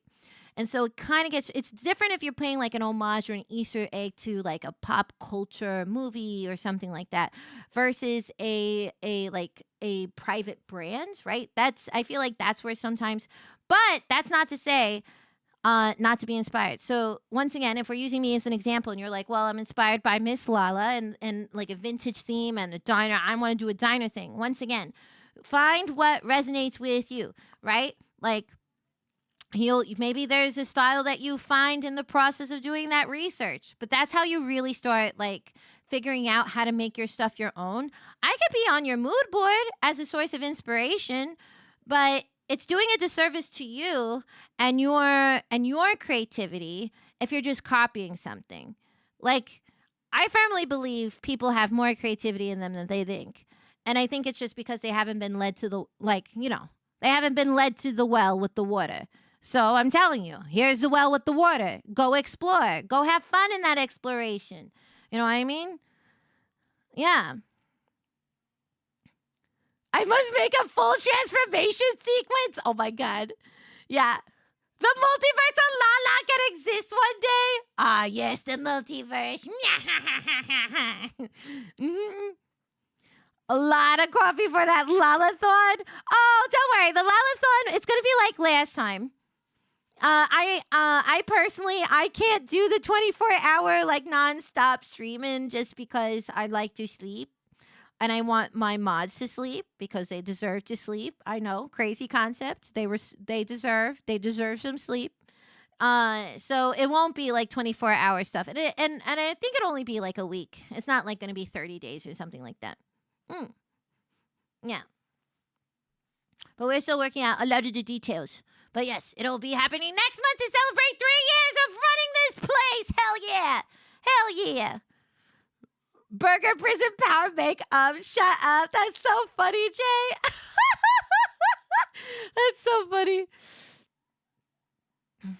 Yeah. Oh, no, you, Thor. Hi, Thor. I didn't say hello to you, Thor Grimm. Yeah, I just didn't say hello to you earlier. Hello. Yeah. Today's your birthday, Frenry? Happy birthday. Happy birthday. Would you like a birthday song? Would you like to sing happy birthday or no? I'm totally okay if you don't. Like, no pressure. No pressure. Yeah. We can try the 24. I don't mind staying awake a whole night. I'm literally trying to spare you from that. And this is a personal thing. This is just a me thing. I'll get anxious knowing that people are up. I'm also be anxious that if the computer is running, that it's gonna like fritz and like turn on. I don't know. I know this is irrational. I know there's people who do this all the time. And they do it to much success and much aplomb, which is fabulous. I'm like, what happens with the computer? What happens if something opened? And what happens if suddenly my corn tab just started blasting on stream? I don't know. What happens if the computer started becoming sentient? I don't know. I get very nervous. So I'm like, yeah.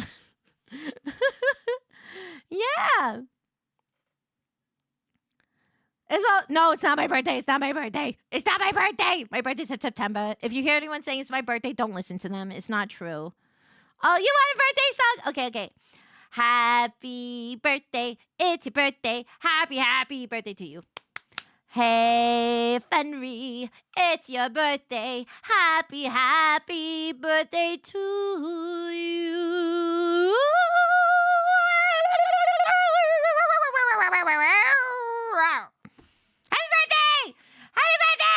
Happy birthday, honey. I hope it's wonderful and magnificent just like you. Happy birthday. Oh, bye, Matt. Thanks for hanging out today. See you soon. Bye. Of course. Happy birthday. Of course. Happy birthday. Of course.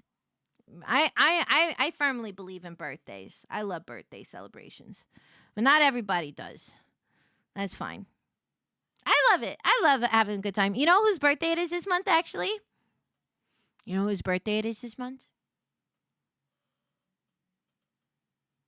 Don Don's. It's Don Don's birthday this month. On April 24th is his birthday. Yeah. Don Don! It's Don Don's birthday this month. He's an April baby. And he's a Taurus. Which makes a lot of sense. Makes a lot of sense. Oh, that was going to be your guest, lady? Oh, yeah. Any present ideas? I do not need to give this man a present. I am a gift enough. Thank you very much. Just kidding. Of course, I'm actually going a little crazy. I think we're going to, I got to figure that out, actually. I got to figure it out. I want it to be very special. I love giving gifts. That's like one of my love languages. I like doing that. I definitely don't think that way.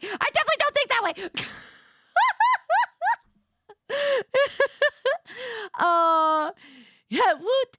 Oh, thank you, Nafides. Thank you for 2-1 for 3 months. Thank you so much. Mwah! And thank you for helping us get a little bit closer to our goal. Thank you very much. That's very much appreciated. Thank you. He is a film nut. Well, he's also a film human. Like, he enjoys film, but he's not a nut. He is flesh and blood human being, not a nut. He has nuts, but he, as an entire being, is not a nut. Yeah. He's got big Taurus energy. He is big Taurus energy. I'm not even super into astrology. I'm not even like I have a friend, one of my close friends, she is very into astrology, and she's like I was like, "Oh, I have an interview this week." She's like, "I don't know if it's going to go well." I was like, "What do you mean?" And she's like, "Not a good week. Not good week. Not good week for evaluations and stuff. It's written in the stars." That's what my 13 astrology apps say. Especially for Virgos. Ugh. Not good, girl. I'm so sorry. I'm like, well, thanks. That's really the vote of confidence I needed. Jesus Christ. Like, thanks for that. Thank you so much. Thank you. That's totally not going to make me nervous. Thank you. I love her though, because she'll be like, she's like, "Oh my God, I have to see you in Don's like information in this chat in this chart. It says you're like basically like soulmates is what the stars say." And I was like, I mean, with the way I perform in bed, yes, absolutely. I think he thinks I'm his soulmate. Absolutely. Pat myself on the back for that one. Thank you. I didn't need the stars to tell me, but I appreciate it. Thank you. But it's like fun. It's fun. It's fun cocktail yapping. So just saying. But yes, so he's a Taurus. I'm a Virgo. But I'm a Virgo with what is it? They say and I forget if this is true. Because your month sign, right? Like the common sign that usually everybody knows is your is your sun sign, right? That's your sun sign. And your sun sign is how you approach. Oh, Jesus! The floor, apparently. It's how you approach the floor, apparently. Waitress down! Waitress down! Waitress down! Waitress down! Waitress down! Oh, Jesus. Okay. Well, anyway. I was, anyway. so anyway, so I'm a Virgo. My moon sign, which is supposed to be your personality or something like that, is a Pisces. And then my rising sign, which is like how you interact with your relationship socially, is a Libra. So basically, I'm a perfectionist. I'm a big dreamer who's a perfectionist who loves to party. And also my Venus is in Scorpio, which means, once again, the proof is in the pudding, but I'm great in the sack. So, once again, the stars kind of told me what I already knew due to very enthusiastic feedback, but, nice to know that it's literally written in the stars. Very proud of that. So, nice. I'm just a bitch.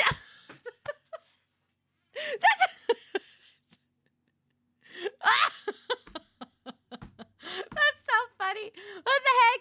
Oh, thank you, GT Man, for the tip. Mwah, thank you. Hi, Sniffcast. Welcome on in. Hello. Sounds right. Those are all words to me. Those are certainly words that have syllables and consonantals and values and. Those are all well-structured words. Those are well-structured words. That makes sense. Yeah. Is that Grimace? Yes. So this is Grimace. It's baseball season. You know how it goes. Grimace is the good luck charm in the diner until there's some other weird superstition that the Mets decide to honor. And so right now, yes. Yeah. Tarot are dangerous. Well, tarot, apparently the way you're supposed to look at tarot is not like it's this mythical thing that's supposed to be like death is in your future. It's like you can kind of use it as like a therapy tool. So it's like it can just help you kind of maybe think about how to navigate things if you're in a spot. That is supposed to be the way that you're supposed to use tarot. Yeah, apparently. You know who actually is excellent, who's really well versed in tarot is Vil. VTubers I love. The crabby, a favorite little friendly crab, my YouTube manager. I love him. So, he's very, very good with the tarot. That actually reminds me. We were going to do something about that. So that was a good reminder. Oh, yes, the announcement. Yes. Yes. Hi, Beholder. Welcome on in. We have, and hi, Neo Knight. We have, yes, there's a big announcement. Tomorrow is the first episode of a new reality competition series called Next Streamer Live, where 24 contestants are competing to be crowned the next big streamer. And it's hosted by Austin Show, and mentors include Caroline Kwan, Will Nev, the Botez twins, sisters, or the sisters, or they twins? Sisters? And then Lana Ray. And I'm one of the 24 contestants. So that's tomorrow. So we'll be streaming. We'll be co-streaming here. We'll be co-streaming here. Yep. Yeah. So all the information, if you want to check it out, is pinned in the chat. That's the trailer. So be sure to follow them on Twitch, on social media and stuff. And I need you to be cheering me on tomorrow, because tomorrow there will be an elimination already. So let's hope it's not me. Hopefully it's not me. So we'll see. Yeah.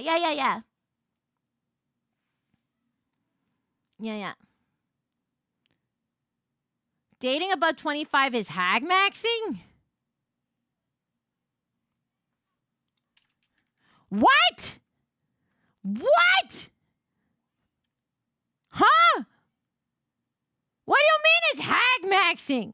What? What do you mean it's hag maxing? By that account, I'm a fucking dinosaur.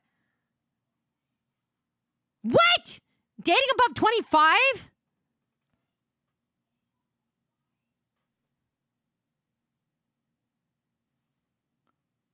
What am I supposed to do? Rename this dino Jurassic Park because it's a home of dinosaurs? What the hell is this? What kind of bullshit is this? What do you mean hag maxing? That is not old. That is crazy. That is crazy. That is crazy. Your life like starts in your 30s. That's wild. Wild. What? That's crazy. What? Yes, every time I move, my joints may sound like Rice Krispies and that they snap, crackle, and pop. But, you know, those are my joints. I just got to put a little oil once in a while in between them to make sure that they move well. Yeah. Yeah. Yeah. Is that hags are popular right now? They're popular? Hags are hags are popular. Hags are popular? Hello, my greaser gremlins. Oh, I'm going to add Metamucil to my throne and fresh tenor spores for my walkers. I hope that you will do the good thing to support me. Yes, it's very good. Thank you very much. Also, I need the pens because I can't control my bladder and I'm tired of shitting myself every time I serve a burger and a fry in the diner. It's bullshit. That's crazy. Oh, Snackless, hi. Oh, what a time to come in. Hi, Snackless. How are you? Hello, welcome to the diner. Welcome. Am I just old? You just a robot? If your joints need oil? Yeah, like fish oil. You like fish oil. And like, what is the other one? Flaxseed oil. Whatever else it is good for me. Did you get to see your Highline Creator Camp? What? I did not. I did not see my Creator Camp highlight. What? It's live? Shut up! Oh wait, we should watch this. Oh, wait, I want to watch it. Wait, I want to watch this. This is cool.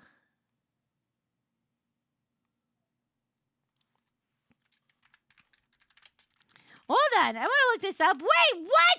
Okay, wait, I want to see this. Wait. Oh, that's so exciting. How are you? Oh my God, that's so cool. Oh my God, that's so exciting. Oh God, I'm also kind of nervous. I forgot what I sent over because it's been a minute. Okay, hold on. Wait. So we got to wait. Creator Camp. Let's go to Creator Camp, everybody.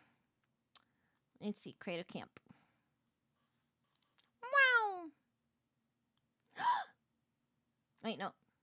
Here we go. Aha. Okay. Level. Oh.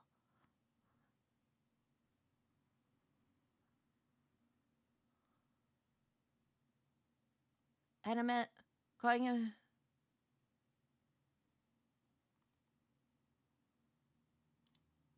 level 2?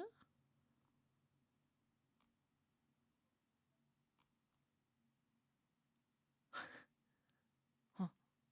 Wait. I do. Okay, hold on. Wait. Hold on. Oh yes, make sure to log in. We're gonna watch it. I'm allowed to watch this, right? Like I can show this on. Am I allowed to show this on stream? Am I allowed to? I don't want to do anything that's anybody in trouble. Make sure that I can do that before I show. Yes, absolutely. Okay, I want to make sure. I want to make sure that I didn't do anything that I'm supposed to be doing.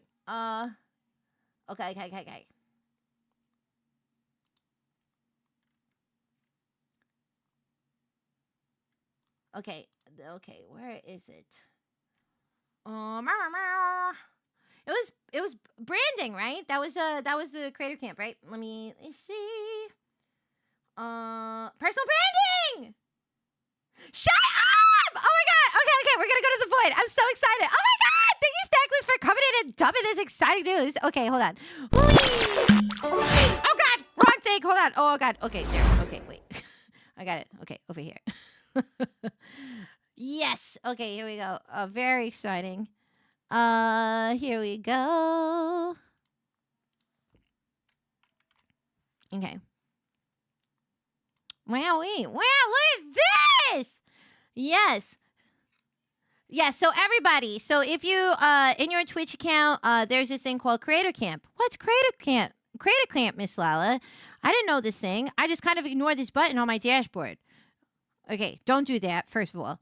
Secondly, Creator Camp is a wonderful resource. It is basically tools for you to take advantage of that Twitch has provided to help you with establishing your channel and your brand in whatever way you choose to do so. Because we were talking about this earlier, right? We were talking about like how to, what to do in terms of if you're starting streaming or whatever it is. We were talking about that earlier.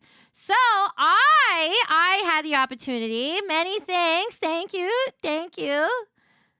Oh, are we ready? Oh, thank you. Yes, that's so cool. Thank you, Snackless. So, Twitch reached out, Snackless, they reached out about me doing one on personal branding. And so this is it. So we can watch it together, okay? And yeah, there you go. So let's pause the jukebox so we can watch this. Okay. What's your special spark? We're literally talking about this, like, in terms of your branding. We're literally talking about this when people are like, how do I come up, like, let's say I'm inspired by something, but you don't want to feel like you're copying. And it's like, well, you're establishing what your brand is. And I feel like VTubers intrinsically actually have an edge up in terms of brand because literally there's an identifiable visual element that is unique to VTubers specifically in that we have we have avatars, right? And so those avatars intrinsically create a brand for us. So that being said, that's pretty cool. So let's watch this. Oh, was that like crazy loud? My personality is reflected in my brand and my content by being very bright, very happy. It's a pairing of the color orange and something called the Juice Cafe, which is a fictional building where all newcomers are welcome. The existence of a sort of virtual meeting place allows people to feel like they're stepping into something physical and special when they join the community. I consider myself a warm, friendly, and silly gal. So when creating the diner, I wanted to integrate my personality and also incorporate values that align with that. The visual elements of my branding are inspired by the fact that my initials are OJ and Owen is so close to orange that orange didn't feel like that far of a reach, and the rest, as you can see, is history. The visual elements of my brand are inspired by 1950s pop culture and mid-century aesthetics, which includes film, TV, music, and fashion. My brand stands out from the crowd by being very flexible in its representation, such as obviously the color itself and then the fruit, but also by leaning into the vividness of itself. Orange can be quite an intense color, but by not shying away from that, I think that has allowed the community to sort of accept it warmly, as shown by this, which somebody mailed me, which I think is very cute. I love all the details. In order to stand out from the crowd, you gotta think outside of the box. So for me, I wanted to create an immersive environment so you could really imagine yourself in a diner, enjoying a bite, and having some great company.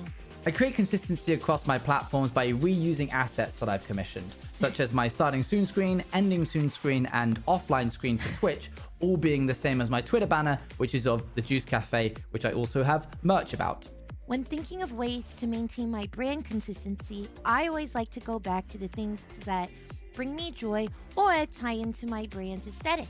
Those are usually really easily shareable and gets people really excited about what I have to say and share. On Twitch, I integrate my branding into everything that I can. My alerts, my starting and ending screen, my emotes. There's custom bits badges, which if you haven't checked out, you I love the absolutely neon should. sign in my the bag. one bits badge is It's so a good. seed, which then grows into a planet when the community member has donated kindly enough, which I then print out as a pin here, and I send to them, further solidifying that branding. To add to that immersive element of my streams, I love to integrate my branding into assets and to different interactive moments on my streams that chat can trigger. We were just chit-chatting, but oh my God, this... By establishing a brand that aligns with your content and personal style, You'll create something that's unique and easy to remember. Good luck! Yippee! Yay! Yay! Yeah, listen. Listen. No, you gotta. There's people that gotta like. I hate watching myself. I like criticize myself so much. Oh my God! Thank you so much for the opportunity. Thank you so much. I love talking about how to help people.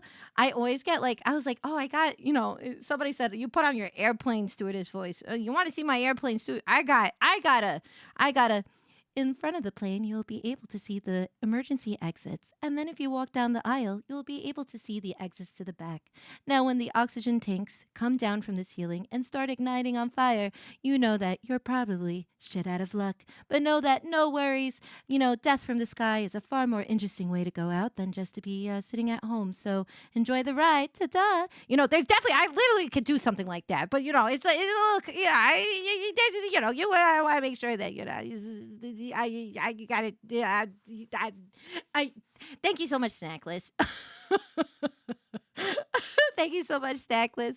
I happily talk about personal branding because I think is what makes creators themselves. Your personal branding is you, and the story that unfolds just organically happens as you build your community, and it's a really special thing. Because when I first started, like if you watch like my earliest clips, I definitely was like much more careful and like composed, I think, in terms of like how I came across like a little bit more. And I just have literally gotten more comfortable like talking with people like as a streamer and stuff. And in that journey, I've expanded that branding. Like I originally, this is a fun fact. I don't know if anybody really knew this, but when I first started streaming as Miss Lala, my community name was called the Pit Crew because I noticed that usually there's Oshi marks for VTubers. And I also saw the thing that you said that VTubers might be in this an update. That's fucking dope. That's so cool. That's awesome. Yes, I'm so here for that. Yes. Sorry, I got very excited about that. I am very excited. But when I first started, I was like, well, it'll be a coffee cup because diner waitress and cherries, which is literally an obsession I've had. I have a huge collection of cherry earrings. It's actually become like my personal branding in my work is usually like the first day of a job on the interview. I always wear a pair of cherry earrings. I have them in a million different ways. I have like literally like 2 different cases, like jewelry box cases that's full of cherry earrings. I'll take a picture and put it on Twitter. But so I was like the pit crew, like a cherry pit crew, right? And I was like the idea that they're supporting, they're like the imagery of like what a pit crew does for like a racer. And then I started realizing, I was like, well, but I'm not like a racer themed thing. That doesn't really make too much sense. And it was actually like some of the earliest community members where I was like, oh my God, like sometimes with the way, because I used to have like TITS, like the TITS, the throwing system and things like that. And I was like, oh my God, you're just like a bunch of gremlins. And then they're like, yeah, we're like your greaser gremlins because we're in your diner, like with the little jackets. Like think Danny Zuko from Grease. That came from a community members who came up with that idea. And I was like, oh my God, I can't believe I didn't think of that myself. That's amazing. That's incredible. That's perfect. That's perfect for the diner. It's perfect for the brand. It's perfect for the community because that is your personality and that's great and I love it. And it just happened organically. And sometimes that happens. Other times it's more intentional. But, those things really get you amped up or excited or hyped for all the different communities that you're a part of. And personal branding, especially as a VTuber, I feel like is something that is it's like so integral to your journey in this space. Because there is a saying that with great risk, great risk, big reward, big risk, great reward. I'm not a fucking poet. I don't know. I'm not Socrates. I'm a diner waitress. But in other words, the way to stand out is by doing something that people haven't seen or it's not very common, right? Like that's why people I think of like there's VTubers I can name off at the top of a head because I know exactly what they look like and they have such strong branding because it sticks out so much. Aka Scarlet, the baseball / sports VTuber. Atlas Anarchy, paper, literally loose leaf paper VTuber. Super cool. Hot dog bong water, a bong. That is a VTuber. Love that. There's so many people that you can immediately think of because they have such really strong branding. something that's very like different, even if it's anime, it's still very different. That like Moo Clover with who's like this like adorable like just cow creature, you know, like there's like so many people that have like strong visual elements that immediately endears you to them because you're like, ooh, I want to see what that's about. You know what I mean? So it's really important. I was so excited to be asked to be a part of this. So thank you so much. I'm so honored. Thank you. And yes, you got a little bit of the airplane voice. You got a little sorry to bother you voice a little bit. I get very nervous every single time I've done stuff for Twitch, like in terms of videos and like when they've asked, like even when the ambassador announcement, I was like, oh my God, I did like 27 takes of me saying hello. Like I get so overthinky when it comes to, I am so much more comfortable talking like live and like chill versus like following a script and doing this. Like, so thank you for working with me. I really appreciate it. I'm so honored. And, also, this is really cool to see this other creator, and in terms of this, so like, oh my God, yeah, this is like my branding sheet. So like, there's all these different elements, you know, and this also like some of these things are from when I first started, which is pretty cool. Like, hold on, I think here. Oh, let me put the jukebox back on. Sorry about that. Momo, hi Momo. Mwah! Hello, hi Momo. Hello.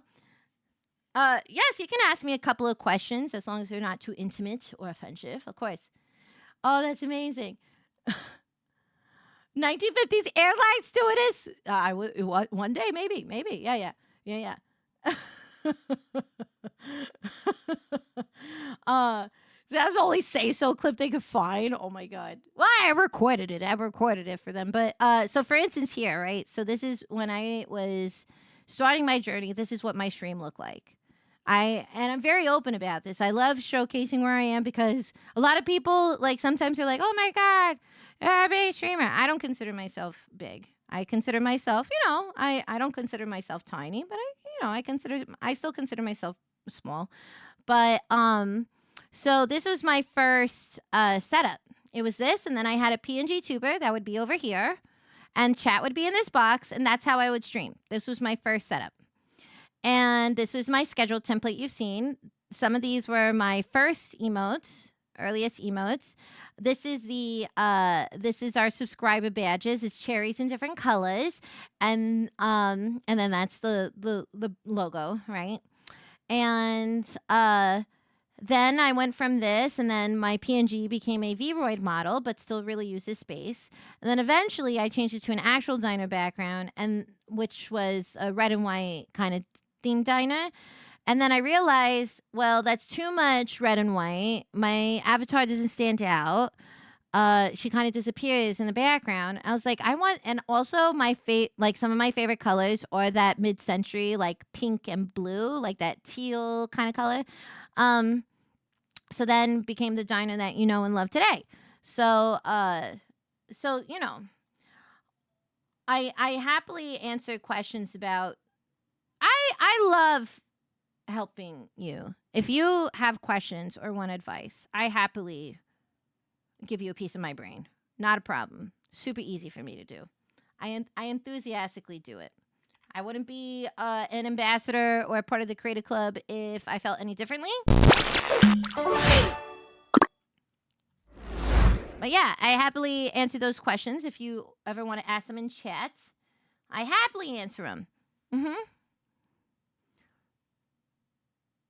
Just like goes by too fast. Oh my goodness. Sometimes that has happened. Sometimes. The only time, have we had to use slow mode before?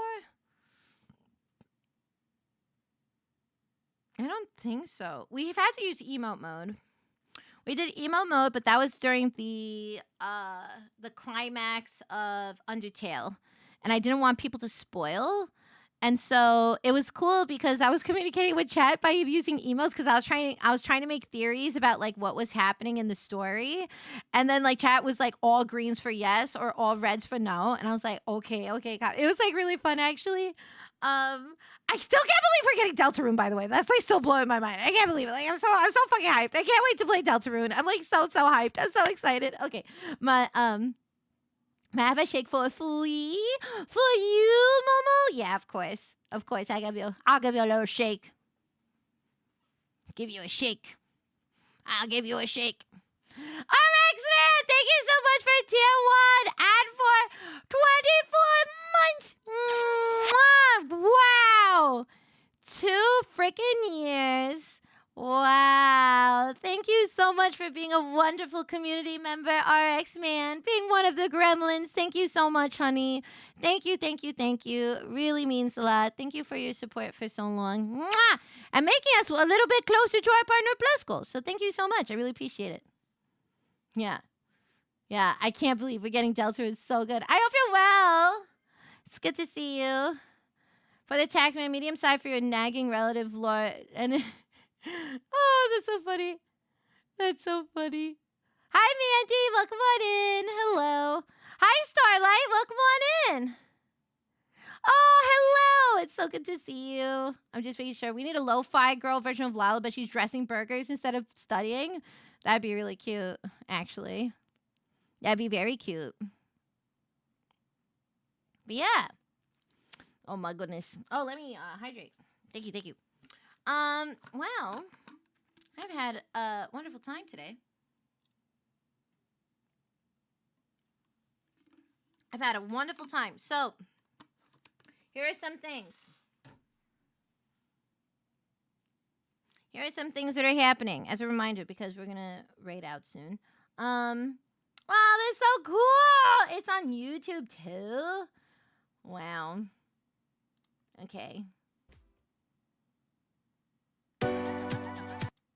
That's so cool. Wow, that's 585 views. There's nearly 600 people that have that heard me trying to.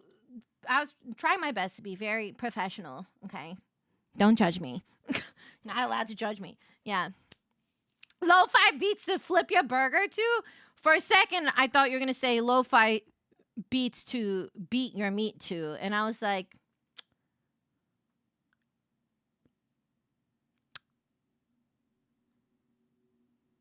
What? Excuse me? What? I have some class? Okay. All right. Yeah. I just misread. It's all fine. It's okay. So what I wanted to say is thank you so much. Thank you so much for hanging out today. Just a reminder, the big announcement, if you missed it and for coming in, and also as a reminder for tomorrow, is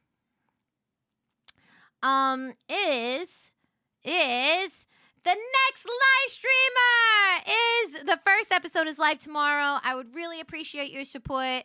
I'm one of 24 contestants that are competing to be the next big streamer in the streaming space. Your host is Austin Show with mentors like Caroline Kwan, Will Niff, the Botez sisters, and Lana Ray. I am doing this tomorrow. We will be co-streaming here in the diner. I doubt that means I'll be interacting with chat because I'll be in full locked-in mode. More information will come. I'll make sure to keep people updated on the socials and on Discord and all that stuff. Additionally, I'll make an announcement in the Discord regarding the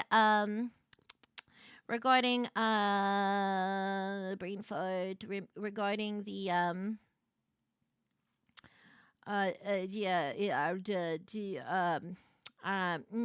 community survey. Sorry, brain fart. The community survey. So know that I'm still looking for responses, and I happily hear what you have to say. I want to know what you have to say. Everything good? All the things you would like to see improved? Like, it's all very helpful. Merch you'd like to see? You know, who knows if we have things in the works that are cooking. And then we have what else do we have going on? We have what was the other thing? Oh, yes, a Partner Plus. We're on the road to a Partner Plus. Once again, the goal for this month is if we hit that 300 sweet spot. Excuse you! Excuse you! Excuse you! Oh. It's so horrible. Jesus. Hi, Thunder. Welcome on in. Yeah, and so Jesus, that was disgusting. So then we also have the Partner Plus stuff. If we get to 300 this month, we get you get IRL Pigeon Stream, The Comeback, Part 2, Electric Boogaloo. Next month, if we hit it, we get I'll be doing a VTuber cosplay at Offkai. And then in June, if we hit it, you'll get 8 hours of heresy with a Warhammer stream. So there you go. A lot of fun stuff happening and cooking. So I will see you tomorrow. How nice. You have an extra day with me this week. Yeah, extra day with me. So I'll see you tomorrow. We will be here at 2 p.m. PDT, 5 p.m. EDT. My son! Okay, that's my cue. That's my cue. We're going to find somebody to raid, and then we're going to get the heck out of here. We're going to get the heck out of here. Crazy. Oh.